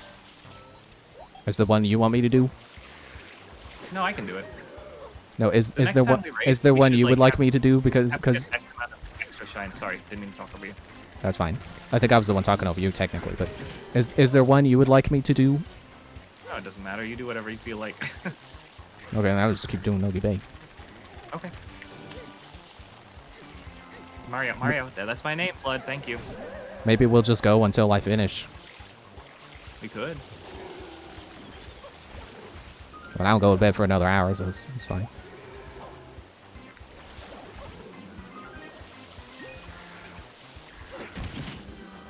You know, honestly, I can test the Mario thing. Like, I would bet that was a, because like they say it was confirmed, but I think it might have been a mistranslation, because you know Japanese names are like, you know, last name first name basically. You know, the surname first. So I think that there might have been a cultural difference that made him think, is Mario his last name as his given name, not his surname. Well, I think it really boils down to the convention of naming them the Mario Brothers, because that's the only way that makes sense. That their last name is Mario. But I believe there was an interview where he said that Mario doesn't have a last name and that it's just one name. He just has Mario. That's it. That's pretty egotistical then to name both the brothers after him. Well, he's the most well-known one, and how else would you refer to two brothers who don't have a surname? You would do the the one everyone knows. I guess, yeah. Both are plausible. Let me go do some melons, 'cause I feel like going to the melon land. Oh yeah, I could use some melons too, alright. Naughty, naughty. No, but like, no joke, I do love watermelon. I do too. It's my favorite artificial flavor. I don't know if I like artificial watermelon too much. It has this weird, like, tingly sensation in my mouth that I'm not for. That's fair. I like mangoes, though. Like, just in general, mango is probably one of my favorite fruits. I could take it or leave it. Mangoes, strawberries. I love grape-flavored popsicles. In fact, I might have one. My mom does too. Which is funny, because like grape is a great flavor, so it's like she eats all the ones out of the box and is like, hey, I want one. Yeah, grape is I like grape. I really like black and red grapes and not necessarily the green ones, but I like the green ones too. I don't know that I have a grape preference. They are slightly different. I think the green ones are much more firm. They're not as soft. I've had cotton candy flavored grapes before. Those are they exist. It's a cotton. Yeah, it's a grape that tastes like cotton candy. That's a thing. The best grapes I ever had were these like gumdrop grapes. They were really small but really packed with flavor. They were so good. Mario, watermelon? What the hell was that? Come on now.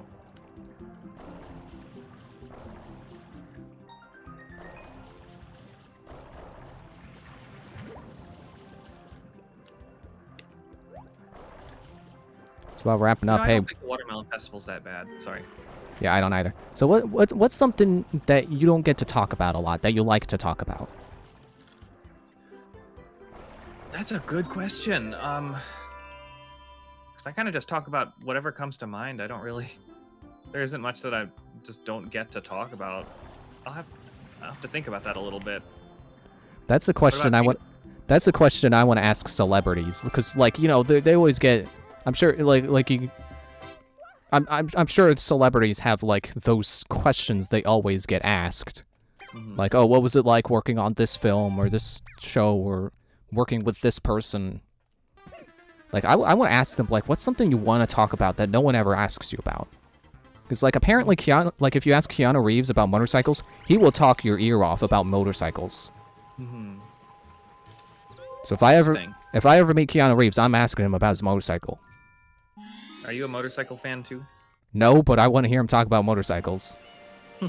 Fair. I want to give him that opportunity to talk about them again.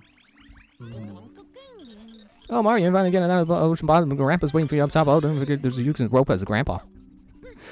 Keanu Reeves is a cool dude. I love Keanu Reeves, and I have not seen a lot of his films, but from what I hear of him, he is just amazing. Seems like a nice guy. He has beaten stardom.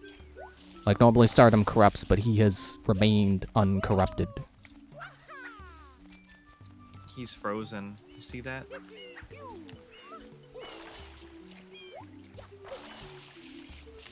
Oh yeah, I forgot. I don't gotta talk to Grandpa. Just dive on in.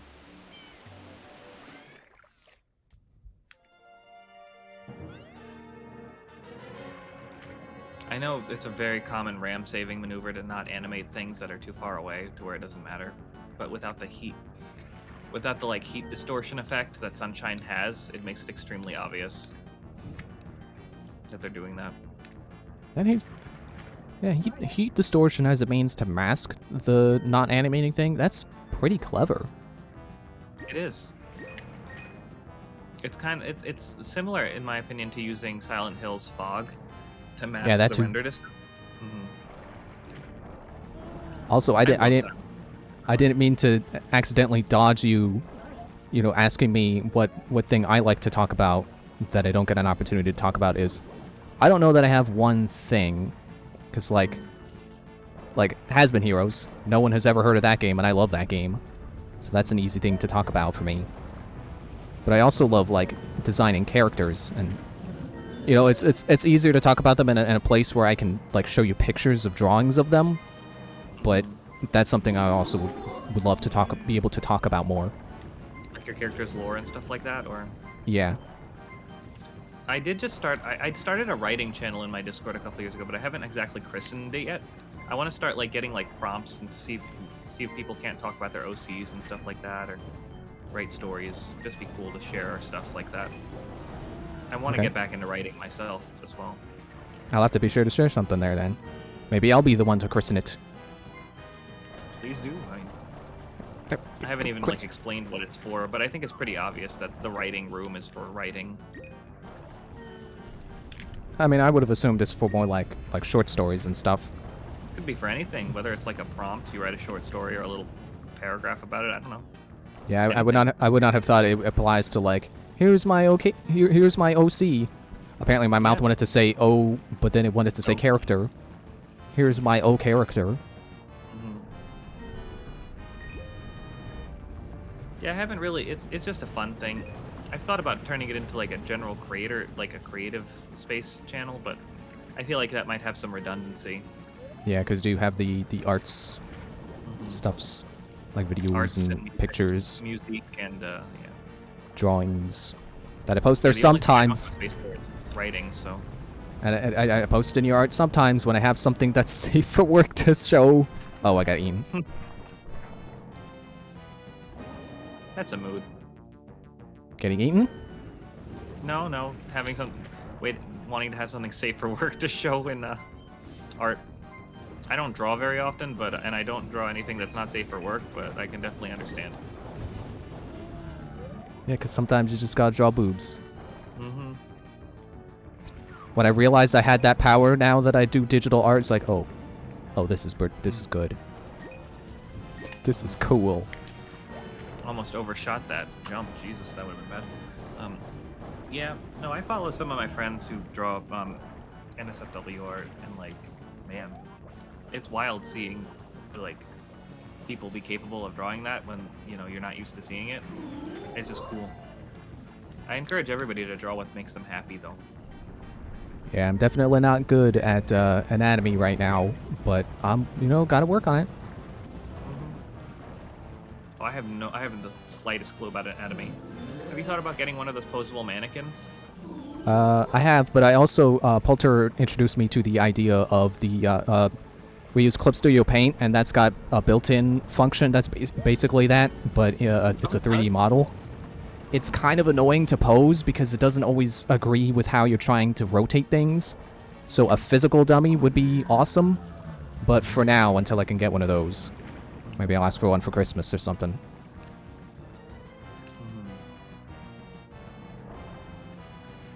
There was actually a few drawings I did where I just traced over them, and it's like, I know it's not good to trace, but it's also practice, so I don't feel too bad about having them I traced. think tracing as a learning method isn't bad. It's not like you're passing it off as like, you know, I did all of this. Yeah, and I said that in the descriptions when I put them on DeviantArt, so it's not like I'm pretending I didn't.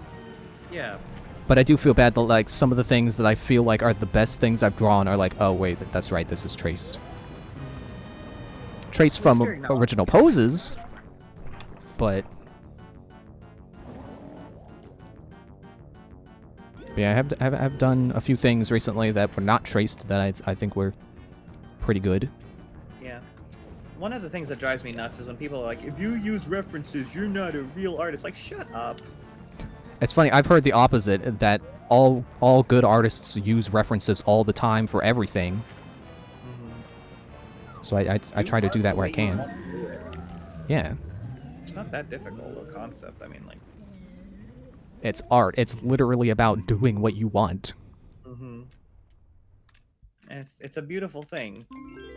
I love seeing all of the art that people post in like all over Discord.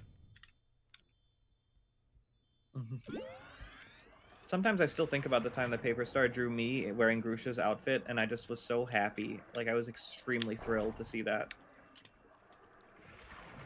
Getting art done of you is like such a huge compliment in my eyes.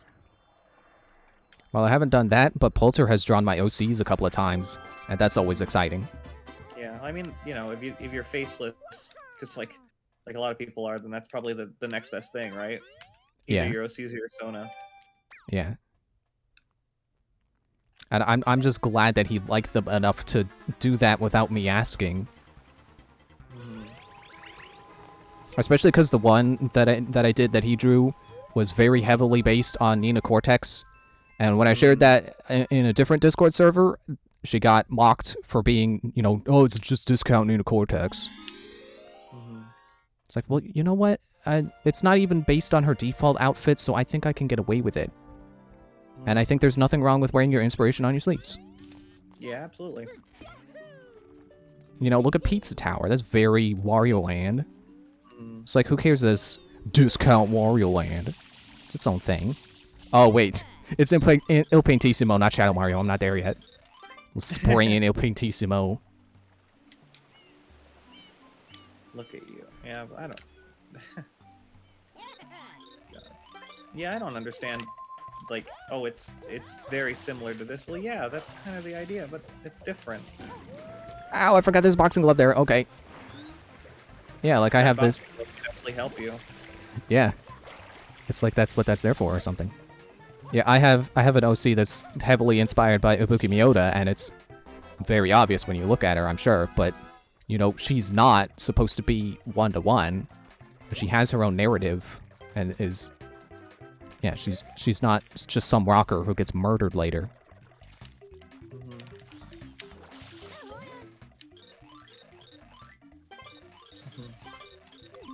I've also had her criticized for she has ice powers, and people are like, well, shouldn't her outfit reflect that more? No, it's like, it doesn't have to. Yeah, especially because her whole thing is she doesn't really care that she has ice powers, because she doesn't want to be a superhero or a supervillain. She wants to be a rock star. So the ice powers are completely incidental to that for her.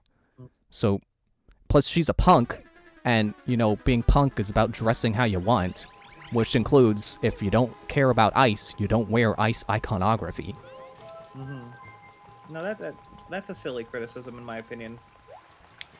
I would never make my, if my character had a power, I would never make them dress exclusively in something that reflected what their power is. I would want them to just wear things and be, you know, be comfortable with what they're wearing and, you know, enjoy it, right? Vary your outfit. Yeah. One of the things that I really like, this is kind of a minor thing, but have you ever played Super Paper Mario? Yeah. I love the fact that Mimi is the only character that wears different outfits every single time you see her. It's just such a small thing, but I feel like it adds something to her character. It reminds me of how I'm watching the Rugrats spinoff, All Grown Up, and I'm noticing how the characters wear different outfits, and it's like, oh, that's right, this was in the era where cartoon characters were allowed to change their clothes. Because like, this show, The Weekenders, Totally Spies, it's like, I'm okay with shows not having their characters change clothes.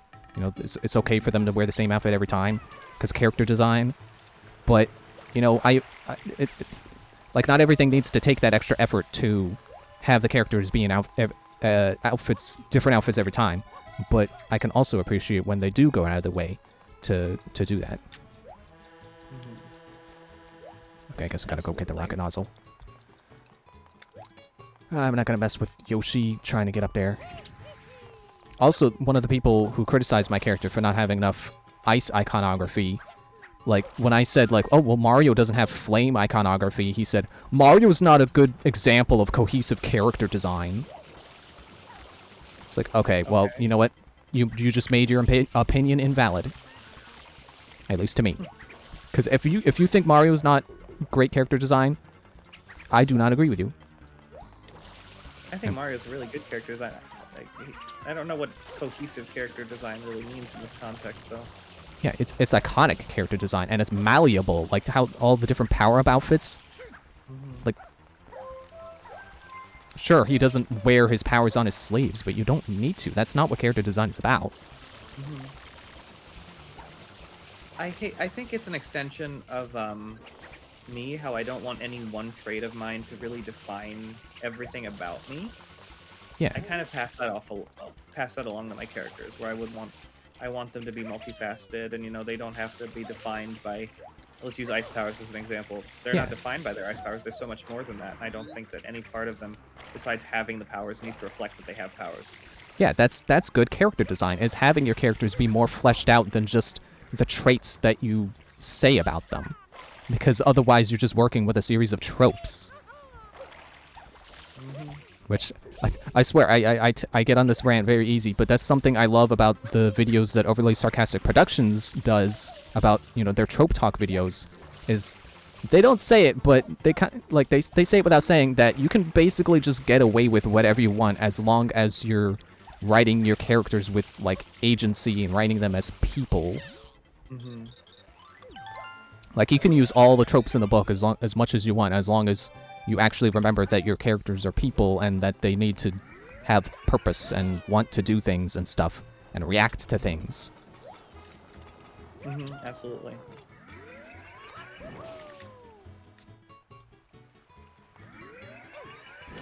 Oh, I thought I could get Mario's head stuck in that. I guess I have to jump from higher up. And getting stuck in the sand. Yep. Did you know that happens in Super Mario 64 as well? I did, yeah. It's harder to get it to happen there, though. I feel like a lot of people don't know that. If you fall from a high place and you land in snow or sand, you don't take any fall damage. And you get stuck. Your character just has mage powers. Yeah, that's still pretty cool. Hey, Fierce, how you doing, bud? Good to see you. Like, I love just designing a group of RPG characters, and sometimes I'm like, okay, I want to do something, like, different. I want to have them be a class and then not obviously be that class. But then sometimes I'm just like, yeah, you know what? Let's make a knight full of, you know, covered in plate armor and a wizard with a pointy hat. Because it's okay to do tropes sometimes and then sometimes avoid them. Because, you know, if we avoid the tropes sometimes, then that just becomes the new tropes. If everyone's super, then no one's super. Yeah, absolutely. Ow, he's running at me. Wow. Not much, Fierce. It's good to see you, though. I'm just chilling, you know. I'm finished, so I just kind of putzing around a little bit. You have a Tanuki with magic powers and a wolf with a sword. I love that. Grab the tail. I think the most important thing about designing characters is that it's you get to make that decision. Nobody else really gets to make the decisions for you. So you do what you want, what makes you happy. Yeah, exactly. If someone comes along and says, well, you need to change this detail because it makes more sense. No.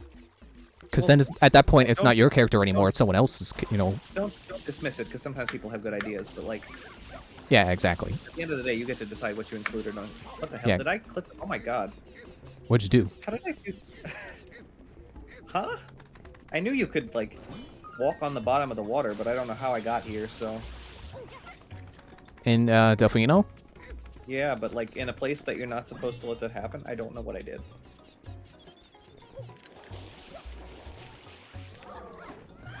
But yeah, definitely not dismissive of constructive criticism, but yeah, if you don't want to listen to it, you shouldn't have to. You shouldn't be Yeah. expected to. Mm-hmm. And people shouldn't call you bad just because you declined feedback because you didn't agree with it.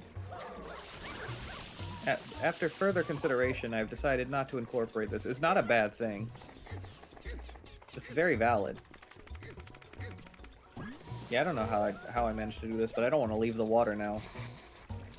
Mario's gonna live down here like a fish. Well, not like a fish because he can't swim because he's clipped through the water. Yeah, maybe like a stonefish or something. I don't know. He'll live there like Or a crab. the diver from SpongeBob that shows up sometimes. Yeah, he'll be here like a crab or something. Fish, Mario. I would love a fish power up. It'd be so silly. It'd be like the spring power up, but for water. I'm just imagining like what was the fish from Kirby? Like Kine? Fine. Yeah. Yeah, like Kine, but with Mario's face on his side. Mm-hmm. I love Kine. Kine is so silly. He's probably my favorite of the animal buddies, even though he's the least useful.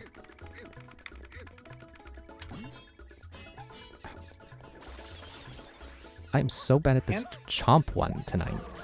Oh, is it the little chomps? Yeah, little chomps. Hmm. They're finicky.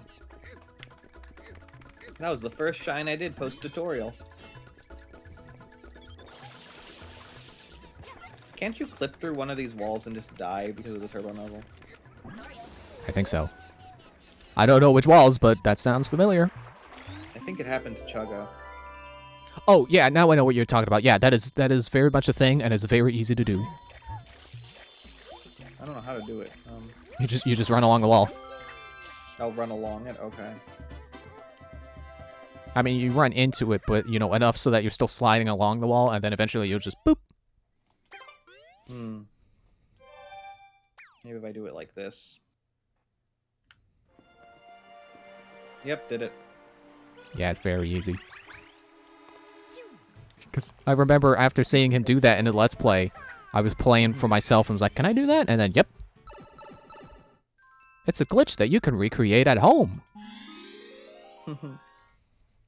Try yourself.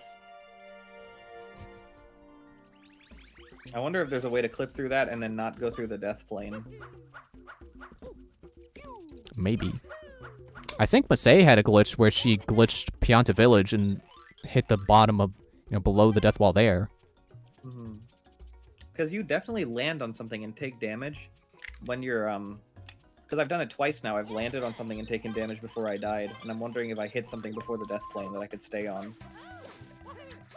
And I'm doing the Il Pentissimo of the Pianta Village now. It's like, I used to hate this one so much as a kid. Because I didn't understand how to go fast in a Mario game. And when I would, like, one time I was, like, just kind of just slightly ahead of him, going up the final, the final stretch on the tree, and he contact damaged me, and I fell off the tree and fell and died. I was so mad. Look, you fell off. Look, Shiver fell off. But yeah, no, that's something. I'm gonna practice banana skip again. Practice a skip that you'll probably never use until the next time we race, and then you might not even remember the skip. I mean, I want to make sure I don't forget it this time. I don't want to have to figure it out every single time I play this game. Hello, sir, Mr. Hotel Manager. Please come right in. No, be quiet. Fish. The Goopy Inferno. Oh, it's so goopy and inferno-y. I like the Twy method for Goopy Inferno a lot better than the normal way. Is that the one where you go along the fence and you jump from the tree? Yep. I know I didn't come up with that, but it doesn't matter. It's the way you do it, so therefore it's the Twine method. Exactly. You get me.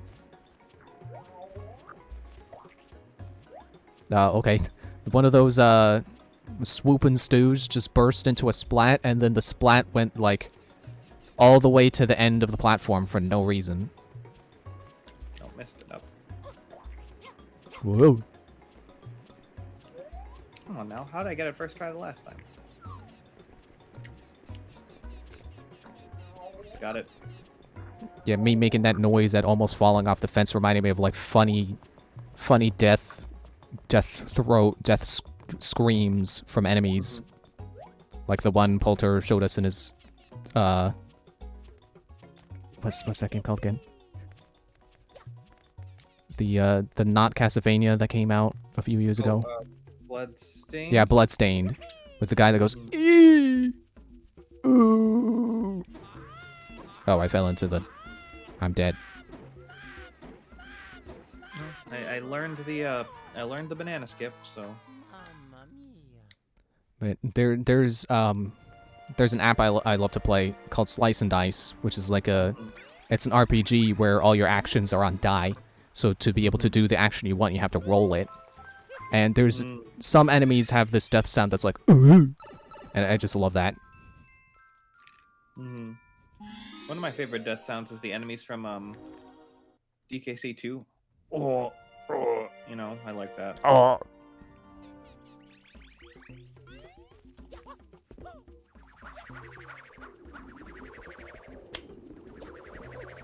Jeez, do I really need 2 of these guys coming after me? 3? 3? Yeah, as if a second one wasn't enough. No, had to not do- a second one. They had to do onto a third. Oh, no! Don't bounce me towards it! What Up star? the What star are tree! you on? Goopy Inferno. Mm. I keep falling in the Inferno. It is indeed very goopy. Darn. And I'm burning my butt and presumably shouting, "Mama!" Mama! Except I can't hear it. In Tim's Minish Cap, he says that some of the later parts he'll say "Mama" like Mario does when Link gets burned, but he won't raise his voice pitch at all, so it'll just be like "Mama." Yeah, I just think that's so funny. that's what I was referencing. But he just decided that was going to be a thing, and then he's like, "That's not going to be a thing. Stop saying that." Mama. With that typical Tim rasp. Ah, I fell in again.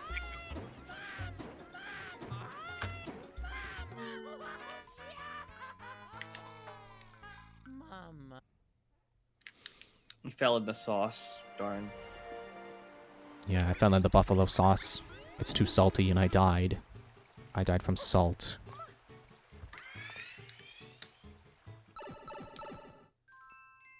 Come on, clip in there, Mario. Speaking of salt, in Splatoon, I recently discovered I like playing the N-Zap for its mobility. But I love the end. I was doing great with it last night, despite not really, despite that being some of my only experience with the N-Zap. And then I tried to play some more this morning. It's like, no, I just can't. Did you use the 86 or the other one? The new one. 85 or what? Oh yeah, okay, the orange one. Yeah, the new one with the super chump, which is what I am for falling into Goopy Inferno again. I mean, I'll be honest, I do love the Tacticooler, so I have a soft spot for the original. Yeah, the Tacticooler doesn't really jive with me, so I prefer the super chump one. That way. Plus, I like the auto bomb a bit better than the suction bomb for the N-Zap. Mm-hmm. I'm still waiting for a tri-stringer that gets like a suction bomb. That'd be cool. A new tri-string, a new Splatana would be great too. Yeah, Nintendo, where's our new variants of the new weapons that you introduced into this game? I would really like some new kits, please. Wouldn't that be something? Yeah. I feel bad for anybody, all the undercover Brella mains waiting for a good kit. You're never getting that. Maybe that's their way of balancing it. Mario? Mario? Oh, here we go.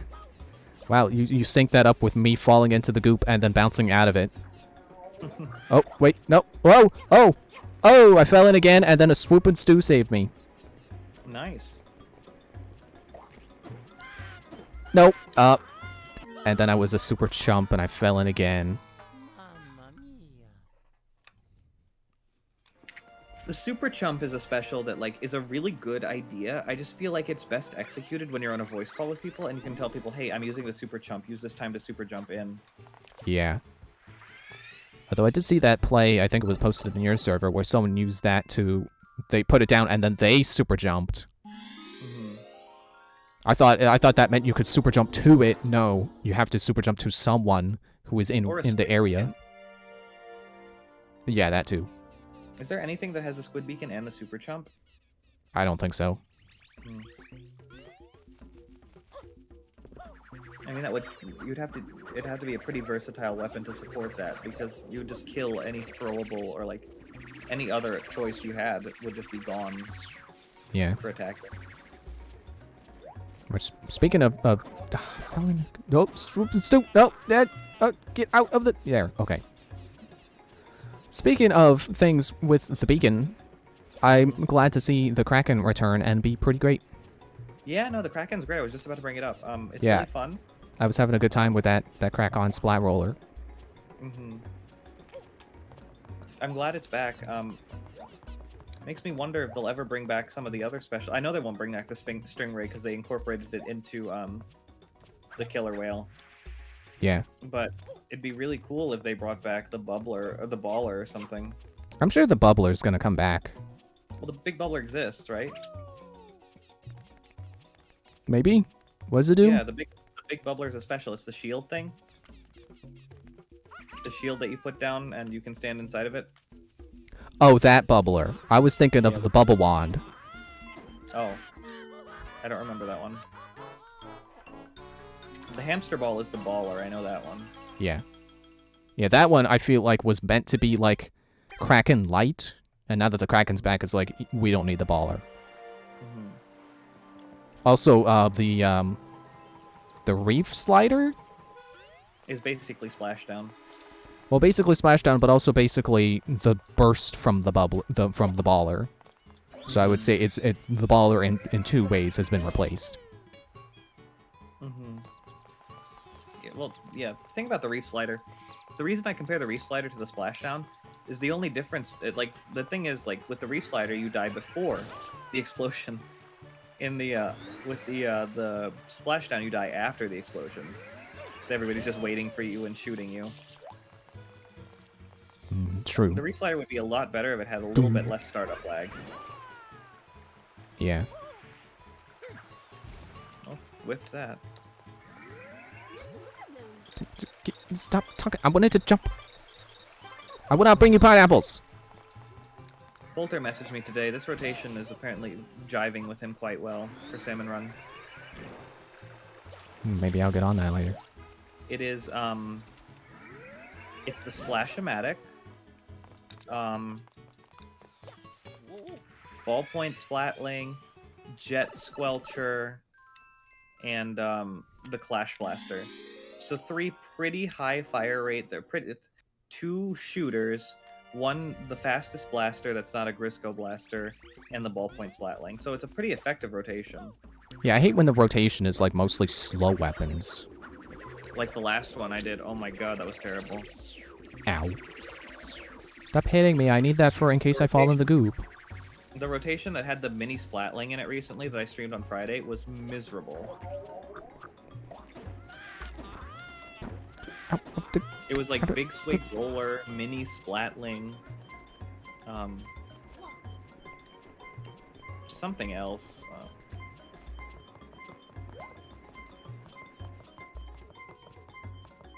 Has the Kraken showed up as a Salmon Run special? No. Do you think it ever will? Probably not. It's too good. Yeah, that's fair. The invincibility would make it like completely busted. Imagine, the Reef Slider also serves a very similar purpose. The only real difference is with the Reef Slider, like, the Reef Slider doesn't make you invincible, and also you cannot turn it like you can the Kraken. Aw, man, I almost made the skip, and then I dove, and I bonked my head, and I fell into the goop and died. Oh. I shouldn't have dove. Mm-hmm. Shouldn't have Dovey. Just kidding, Dovey's great. We love Dovey, Sephiroth 1204.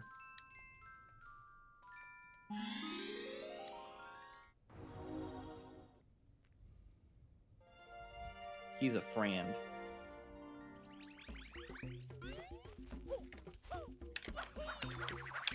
Oh, I don't know if I know. What weapon do you main in Splatoon? Splooshomatic right now. Ah. Mostly Splooshomatic. I can play the Splattershot Junior, specifically the custom, I really like. I'm okay with the 10 attack Splattershot, but I don't use it as much as the other two. I really like shooters. I am awful with chargers. Yeah. Rollers I can deal with, but they're not my favorite. I did try the crack-on roller, and I thought it was fun, but it wasn't exactly like how I like to play the game. Yeah, for me, I've been tri-stringer since Splatoon 3's launch, basically. I've had good success with that. I used to be doing the Octobrush Nouveau, and they haven't added that back yet, so I'm without that for a while. I don't like the current one. It probably won't be the same as it was before anyway. I just like the beacons. You see, the new Splooshomatic has the beacons, and I'm, like, torn on that. I don't know if I like it or not. The Neo Splooshomatic. Because, like, the beacons are good, but I don't know, it's just not how I play the game.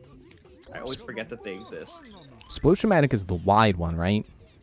Yes. Yeah, I might have to give that a... It's extremely freaking, like, accurate. I might have to give that one a try, because I like the wide weapons. I like coverage.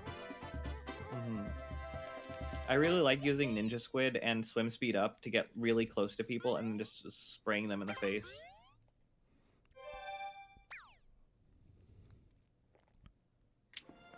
Especially if you combine that with the curling bombs for some easy straight line inking to make paths.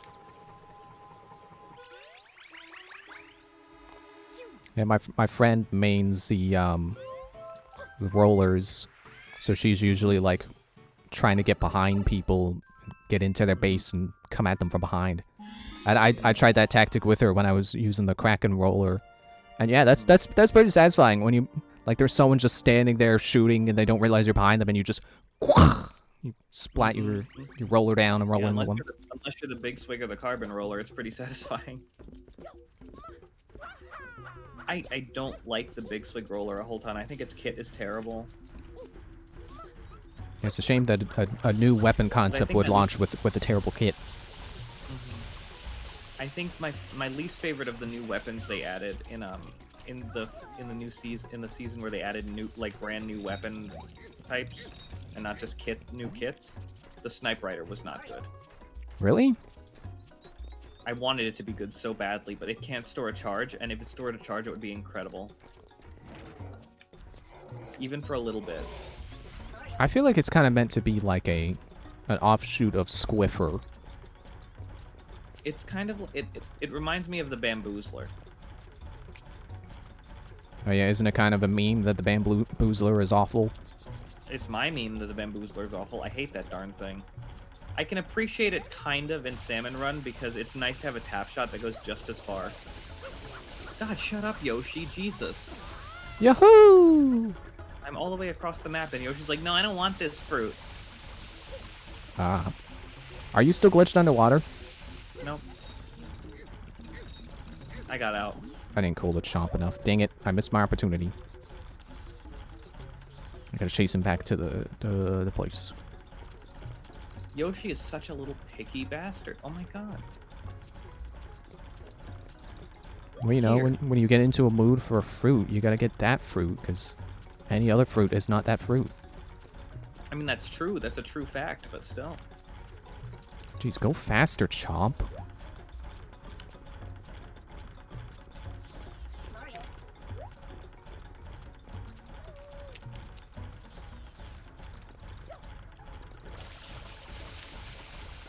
Oh, Yoshi. I love Yoshi's jumping ability. Yoshi's spin Yeah. jump is busted. What Yoshi that is- tongue do? You tell me, Aiden. I don't know. Yoshi is so satisfying in this game. Mhm. Did I cool you? There.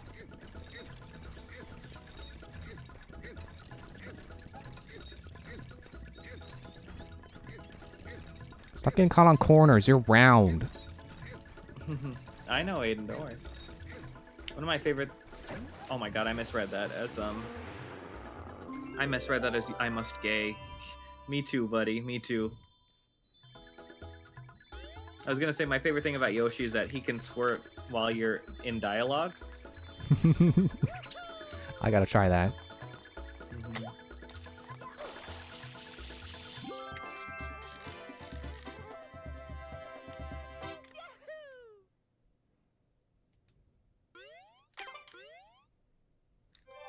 Aiden, I'll ban you. I'll do it.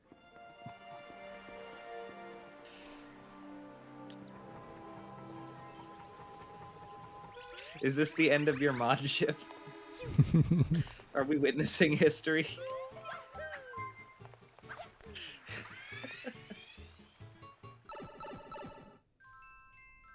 You found the resignation, the life hack. Skip the 2 weeks notice by getting fired.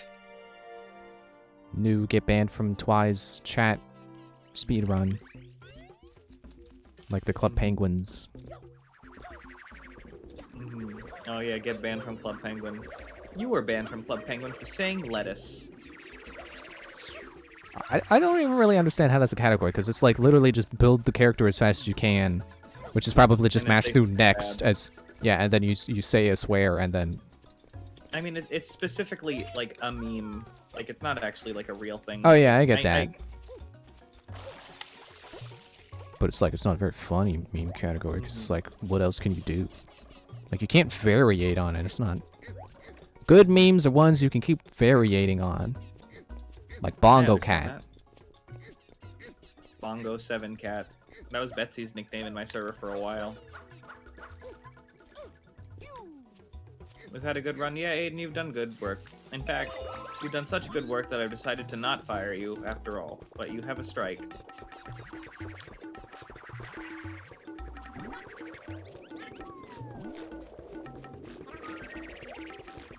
You're not on probation. Not yet. That's a Diana thing. How's the chain chomp coming? Oh, I got him. I'm on Yoshi now. Nice. Good Oh, luck yeah, with the the should went- youngsters. Should have went to talk to someone so I could spray them while they're talking to me. But hey, it's not me doing it. It's Yoshi. He's got a mind of his own.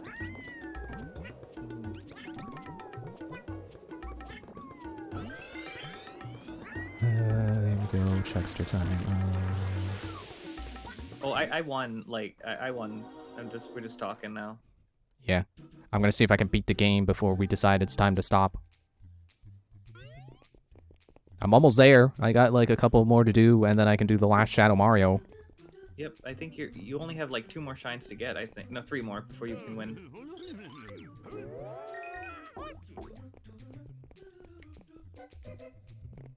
Does anybody remember that clip of this game when I was playing this game, and the music glitched out on Delfino Plaza, and it just played the first note of it held the first note of the Delfino Plaza theme the entire time, and it just sounded like a freaking air raid siren.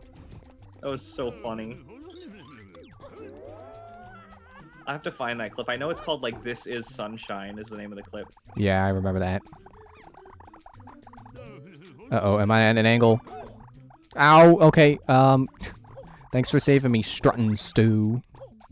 It's not supposed to go at an angle. Whee! Okay, now the real chumpster. It's this A guy. pro tip for that last Chuckster is sometimes I'll jump on him to stop him. That's a good idea.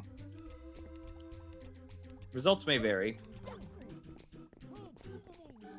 I saw a tweet that was like, when giving advice, make sure to end it in "but IDK" though, in case the advice you give ends up ruining your life. Never take responsibility, ruining their life. Never take responsibility. No, that worked perfectly. I got that done first try. Nice. Good pro tip.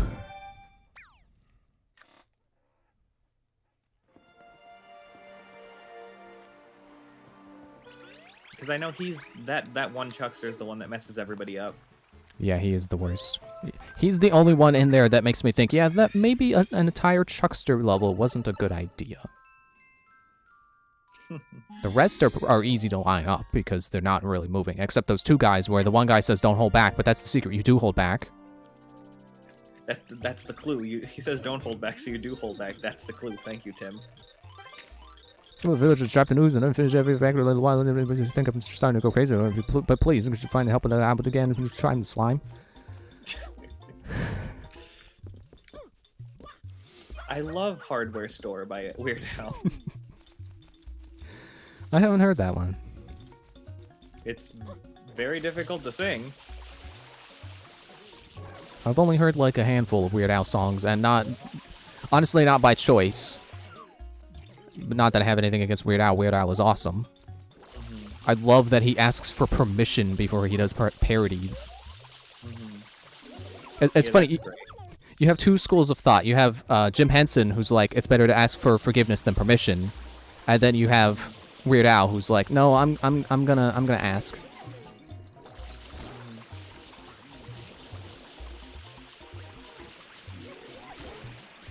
Mario, what's up with your flood, bud? What is up with the flood, bud?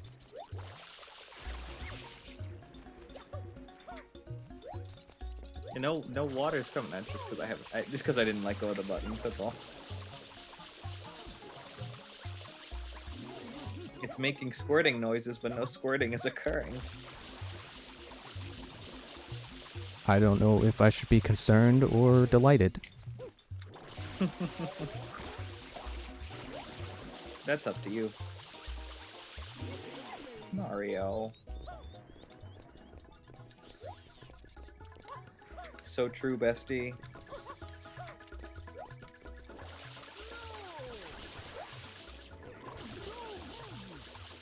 Man, don't you hate when you get a song stuck in your head because you just recently started listening to it and you like it's a catchy song, so of course it gets stuck in your head, but you don't know all the lyrics.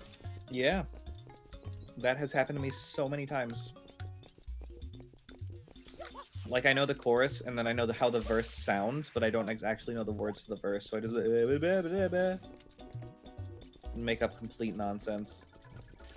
Like right now for me, one of those songs is Rhythm Section Want Ad by They Might Be Giants.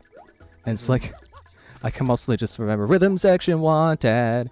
Rhythm Section Want Ad.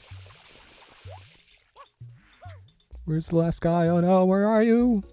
You're gonna die in 36 seconds! Did you get Gramps? Yes. Did you get the guy by the hot spring? I think I see him. Found him. Nice. Which one was it? Right over by, like, from the entrance, the rightmost one. Oh, yeah.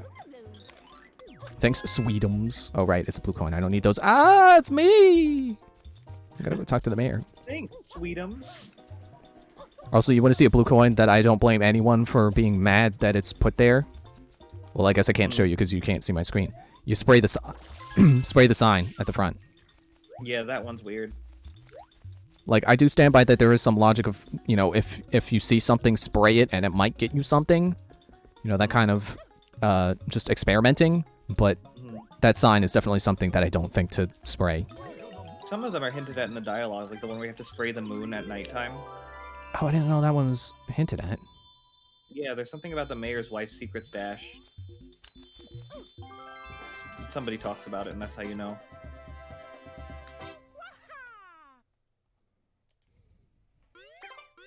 Again, so, you know, maybe it's not a bad thing that there's dialogue in this game, because, like, it's useful, some of it.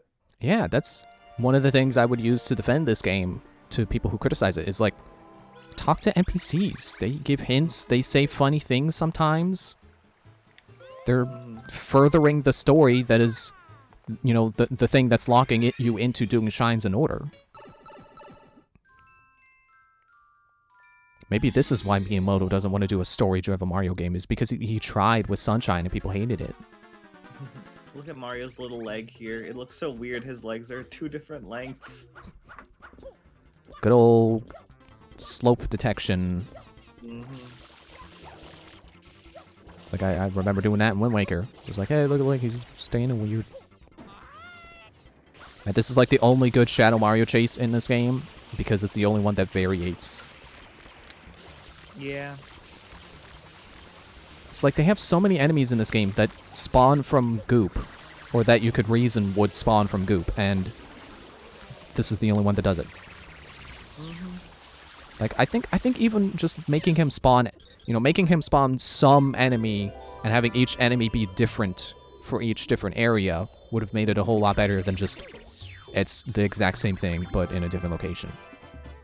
The Mario that tells you to hydrate. True facts, David. And yeah, and I agree, Blue. Hi David, how you doing? Coming in on the end because I'm almost finished. Let's go.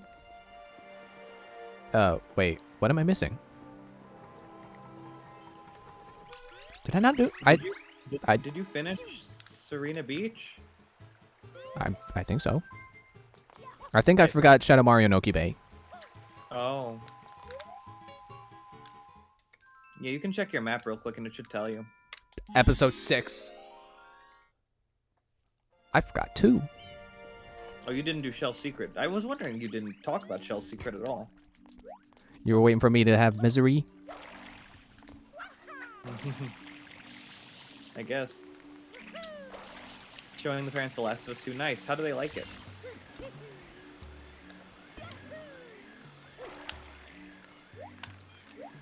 I need to watch The Last of Us show.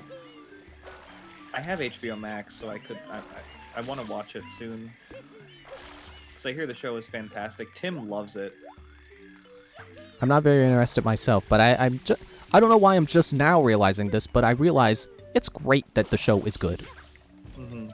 Yeah, it took a long time for video game adaptations to be anything more than terrible. I mean, to be fair, there was the Sonic Boom cartoon, which is the opposite of what usually happens for video games and their related media. Mm-hmm. But yeah, glad that there's more good video game multimedia happenings. Mm-hmm. Let's hope the Mario movie will be a continuation of that. It looks good, but I'm cautiously optimistic, right? Yeah. And then I'll have to be avoiding spoilers for it until it eventually comes to streaming. Hopefully, hopefully a platform I have. Sorry, what was that? People probably won't be super rude about it.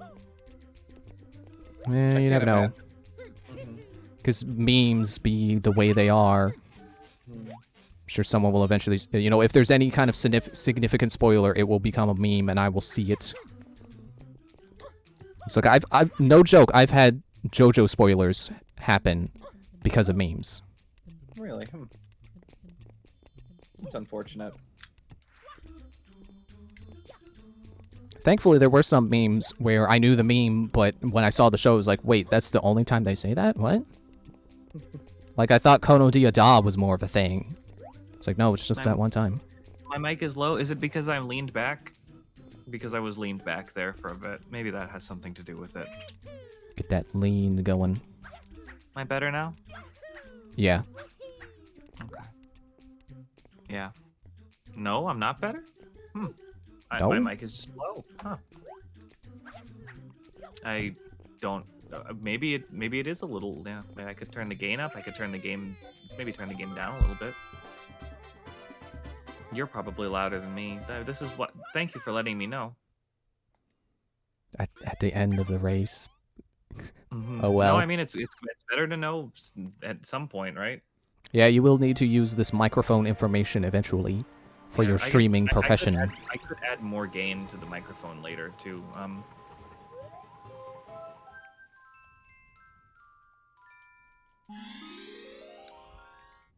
Jeez, I still got rhythm section wonton stuck in my head. Yeah, we'll have to see.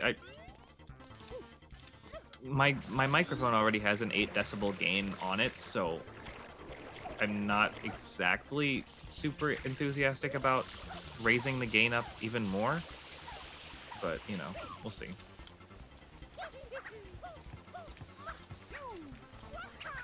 Oops. Ooh. Let's not go down. Don't go down yet. So do I still need to turn the things down, David? Because according to my levels, Blue and I are pretty balanced. I am speaking up a bit more, in fairness, though.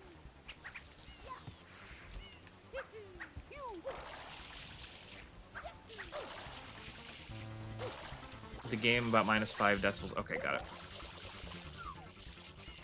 I like that you know that. Yeah, let's I certainly wouldn't. It's now consistently not hitting the yellow, it's hitting the green, which should be fine.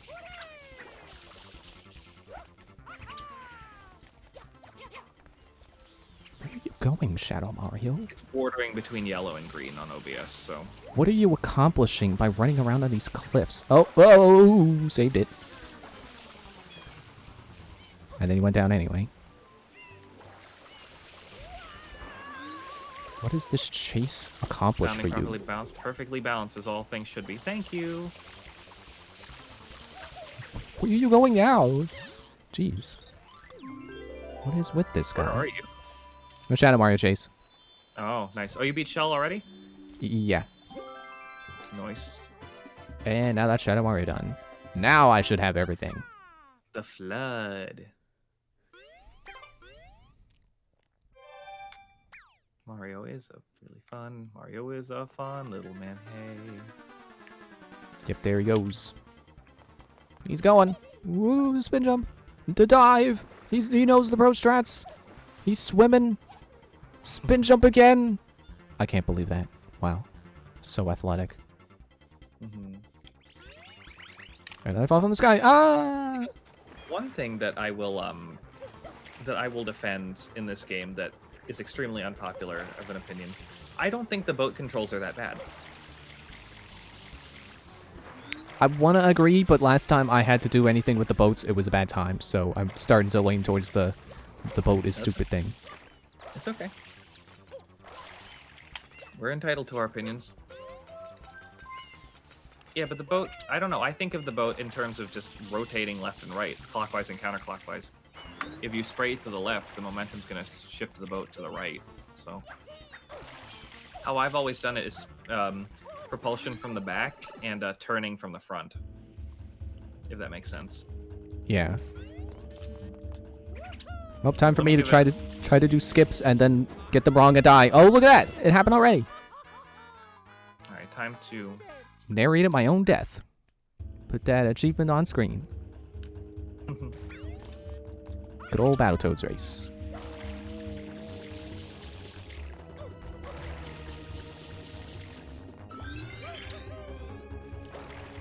Man, I wish Proton John would do Let's Plays again.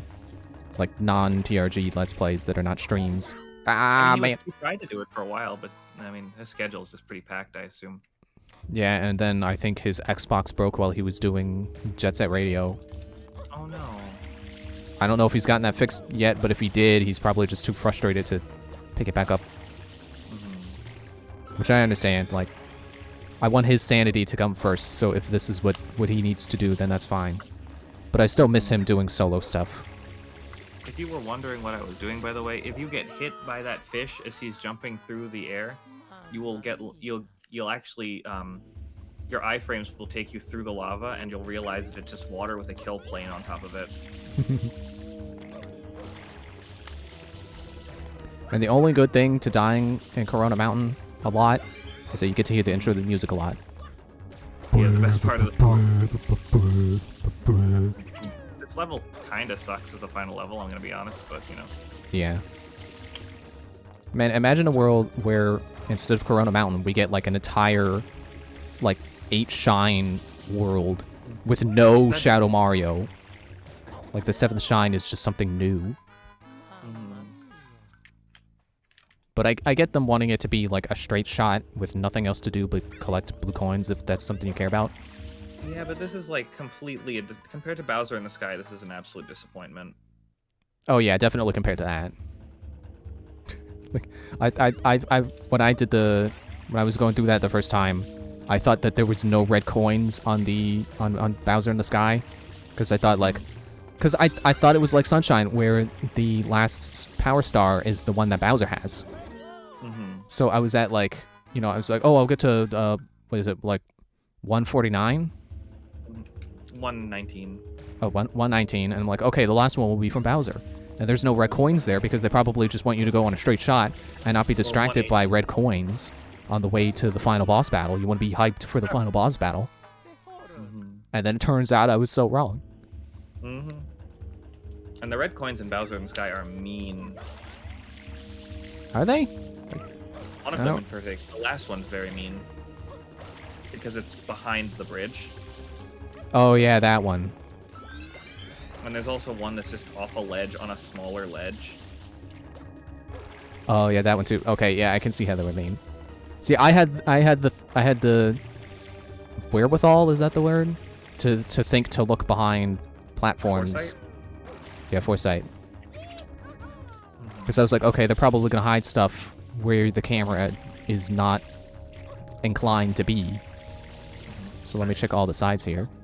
So let's play boating school. So when you want to propel the boat, you stand at the back and you do this.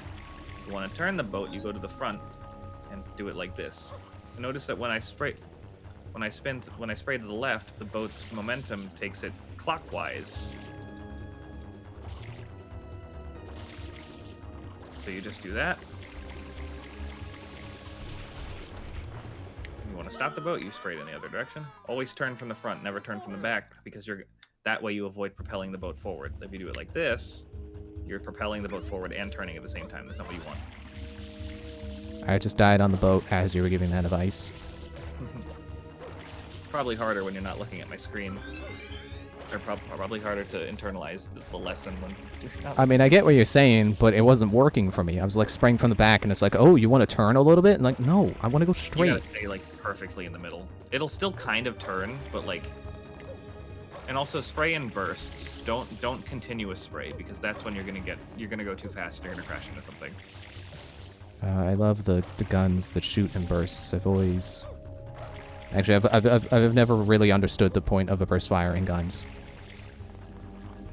What guns fire in like shotguns? Well, I was like growing up, I played Halo, and I always preferred the assault rifle to the battle rifle, because it's like, why would I want a 3-round burst when I could just hold the trigger and just go? Well, once Up your ass.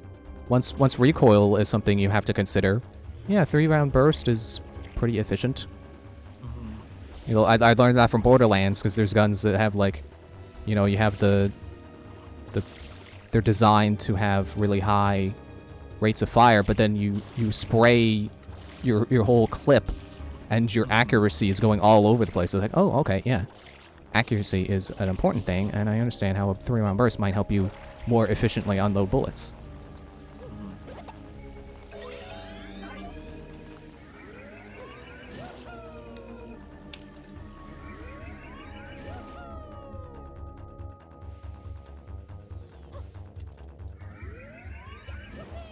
God, how did I clip under this water? I don't understand how I could have possibly done that.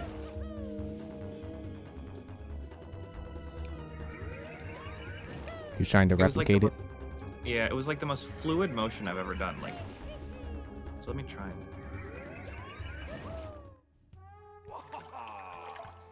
And there we go, Bowser cutscene. Let's go. Papa.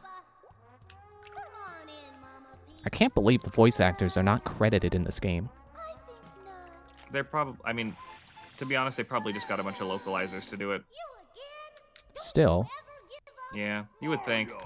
How dare you disturb my family vacation? When you don't have the budget for voice actors, you just kind of let the localization team do it. That's how Ace Attorney did it for the first 3 games. like this is definitely a video game mystery I'm looking forward to having solved. I want to know who voiced Bowser and Jr. in this game. Actually, now that I think about it, even in some of the later Ace Attorney games, they didn't credit all the voice actors. Like, whoever voices Black Quill is not properly credited. which is odd. Nope. So to this day, I'm pretty sure nobody knows who voiced Simon Blackwell. The theory is that it's Troy Baker, but nobody knows that for sure. Yeah, I think the leading theory with who voiced Bowser Jr. was it was Tara Strong. That would make sense. I don't know how much I agree with that, but she does get a lot of work, so I wouldn't be too surprised. I died. You died to try, Clyde. I guess you stunk. I stay, Link.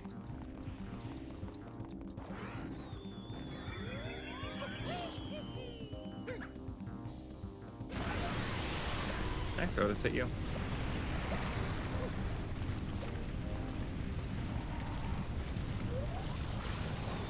Ah, I knew it. I knew you could spray Bowser in the mouth and get him to stop breathing fire. Yep. It wasn't working when I was doing it like all the other times I've done it recently.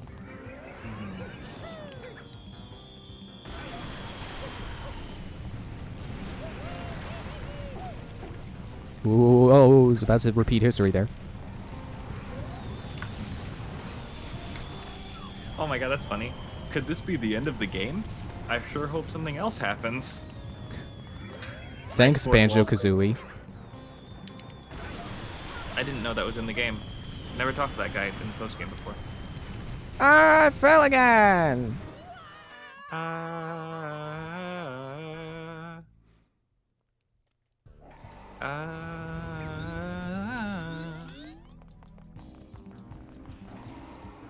You know, for as much metal as I listen to, I don't think I know any songs where the screaming is ah. It's always a death growl. It's always. I was doing the Splatfest Now or Never, so. Oh yeah, I hear it now. I love that tune has always it's stayed the same Now or Never tune. Yeah, it's just them different bands covering it, which I think is awesome. That is also Hey, if really it cool. works. Very immersive. Yeah, if it works, it works. I mean, like, somebody did I think somebody did a video on why the Now or Never theme works really well. It might have been Scruffy. Yeah, that sounds like something he would do.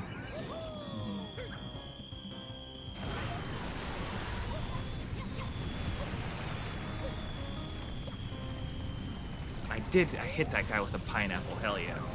Yeah. Pineapple bruises. Yeah, take See, that. the funny thing about hitting people with fruit is that both of them bruise. I guess so, yeah. Get your bullet bills out of here. Man, imagine you just wake up after a long night or a really nice rest, and you had your window open, and you look out the window and you see this. Man, just staring inside your damn window.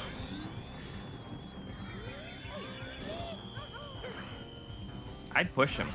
I don't know about that, but Ah, there we go. I win now.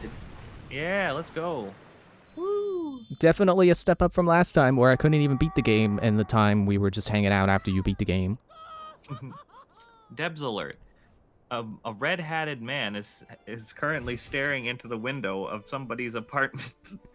Well, if a Yoshi egg sitting on someone's roof is newsworthy, someone creeping in windows definitely would be. Yeah. There's a mysterious egg-like object on a roof somewhere. Like, yeah, okay, that's news, sure. Sources have yet to confirm. Mm-hmm. It's like, how have you not confirmed yet? Just look out your window. It's a small town. They do the Debs alerts from, like, the corner. Mario, was I It's freaking Debs alert. They do it so often, too. It's like, do the people here really have to deal with this every time? Yeah, it's like every time you come out of a level, it's like you hear the Debs alert. It was weird the one time I went back into a level fast enough to not hear it. Ding dong, ding dong. Oh, I guess it's 10 p.m. It's nighttime has officially started, and must now stay in my room. It actually is 10 p.m. for the Pacific people. Well, 10:17, but And just like when that warning happens in Danganronpa, I will go to bed. 'Cause when we're done, it'll basically be bedtime for me, so I'll just go to bed. yeah, me too. Sitting through the credits. Not quite yet. I'm on the cutscene. Princess Peach. I know she isn't really my mama. Mario was I of assistance. That might be the first time I played this game that I didn't bring up that the voice actor for Flood just didn't enunciate the T at all, to the point where it sounds like it's not there. Well put, son. The royal Koopa line is as strong as ever. But for now, let's just rest a while. It's so weird to me that this boat actually, as if you jump on it from different locations, it shakes. The boats that go around the Delfino? Yeah. The vacation starts now. The haze which has covered Isle Delfino is thinning, like my hair, and the sunlight is recovering its former strength. Now Clear credits. skies are forecast with a 0% chance of rain. This is an emergency broadcast system. Why are you forecasting the weather? Come on now. Yeah, you know, honestly, I have emergency alerts mostly turned off on my phone because sometimes it'll just be like 2 a.m. and it's like, Amber Alert! It's like, okay, yeah, sure, I'll get out of my bed at 2 a.m. to go find someone I never met who I could never possibly actually find on my own anyway. Yeah, what do they really expect you to do? I guess saw to be a aware? I think it was probably a TikTok I think of someone like you know acting out what they expect you to do with an Amber was Alert it? on your phone. Yeah, I think I saw that video on Twitter. Yeah. That was so funny. It was like, we found the baby, we found the baby. Beat him up, beat him up. That video is so funny. I think it's RDC World that did that video. Yeah, see that is the kind of content I would use TikTok for. To watch, I mean, not to make. I'm not clever enough to make content like that. Yeah, I don't have ideas like that. The end? Question mark? Do they actually? No, they don't. Save? Sure. 50 shines. Yeah, new record. Except not really. Baby. I've 100% of this game exactly one time in my life, and I did it without a guide, and I'm very proud of myself for when I did that. Nice. I think I've done it twice. Maybe 3 times. I'm not sure. I can tell you exactly how many times I've 100% of Super Mario 64 because I did it for the first time not too long ago, and then like basically immediately after I did it again. I enjoyed it so much. Nice. I'm like, let's do it again. Yeah, Super Mario 64 is a fun game. The controls and I don't always jive, but it's a fun time. Yeah, exactly. Like I have my issues with it, but it is fun. It's more 3D Mario to play, and it's got some good ideas in there with some of the levels. Maybe not all of them, but you know, they did what they could. Mainly the one I have issue with is Tiny Huge Island. Like when you're huge, it's just so freaking slippery. It's so easy to fall off and die, and I like so Tiny annoying. Huge Island. In fact, out of like all the upstairs levels, that's probably my favorite, but it has its problems. I think mine would be TikTok Clock just because I like the clock idea. I do love the idea. I just think they failed on the execution of TikTok Clock. That being said, though, going in on 6 is a very, very fun experience. I like that 6 even exists. I would have only expected... Did you try 6? Yeah, I did. I think I tried to do 100 coins on 6, and I got like 80 coins. 6 is just so wild that the clock is just completely broken and not doing anything properly. Yeah, screw 6 o'clock. No one likes 6 o'clock. So let's make 6 o'clock the wild hour where the clock is just mad at you. They could have very easily made it medium speed or just random, but Yeah, that's what I was saying. It was like I would have I did expect it to be slow, medium, fast, and stop. Hmm. And then I realized, like, oh, wait, this is going random. This is okay. Everything just has a mind of its own. Things are Yeah. shifting back and forth. Very cool.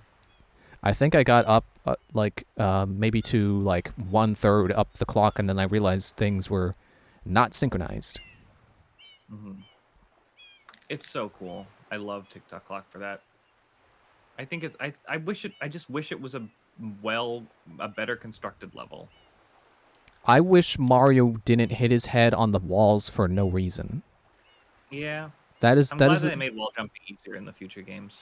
like when I was playing through the second time to 100% it a second time, that was really mostly an issue only in TikTok clock. Was with just weird wall collision where I'm trying to do a thing and I was just like, boom, and he falls. Ooh. Yeah. But I do love how Mario says oof in that game. It's just boom. It's just like you feel the impact. So good they reused it for Melee. And I presume actually Smash 64 as well. And I also love the fact that you can just run face first into a wall and he will also make that sound. Mm. Like, what other game can you just smash your face into a wall? You can only smash his face with an iron in Home Alone. Yeah, and it's like most video game characters have the intelligence to stop before they collide with the wall, but not Mario. Not Mario Mario. 64, he full tilt into the wall. Mm-hmm. He As listens he to what should. you he listens to what you say a little too well. God, I wish I could get this. I wish I could get this dunk or this 3-point shot, but it's not going to happen.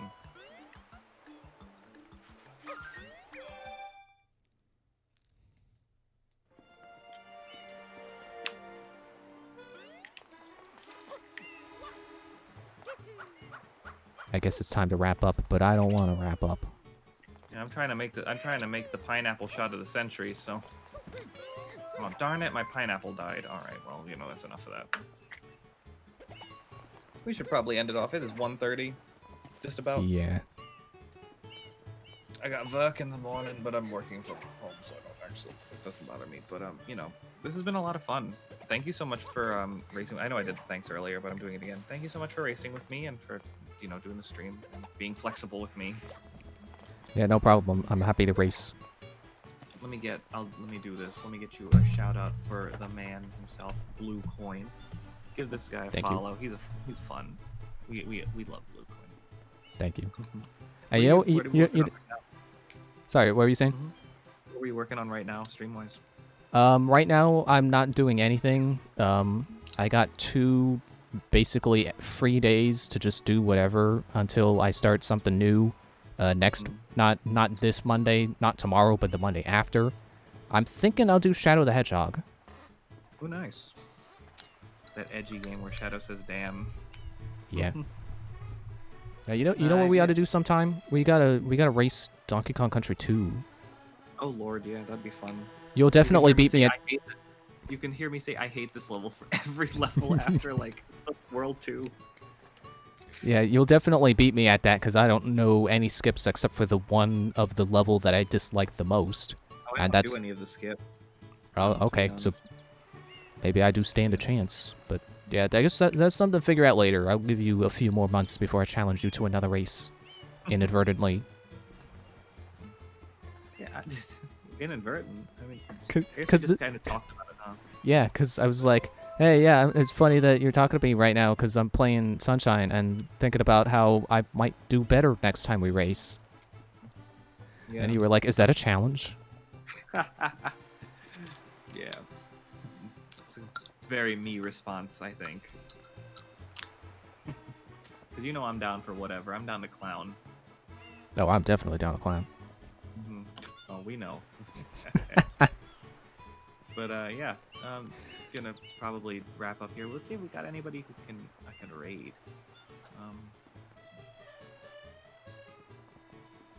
Following.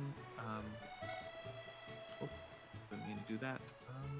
I guess I'll just click my end button now. Boop.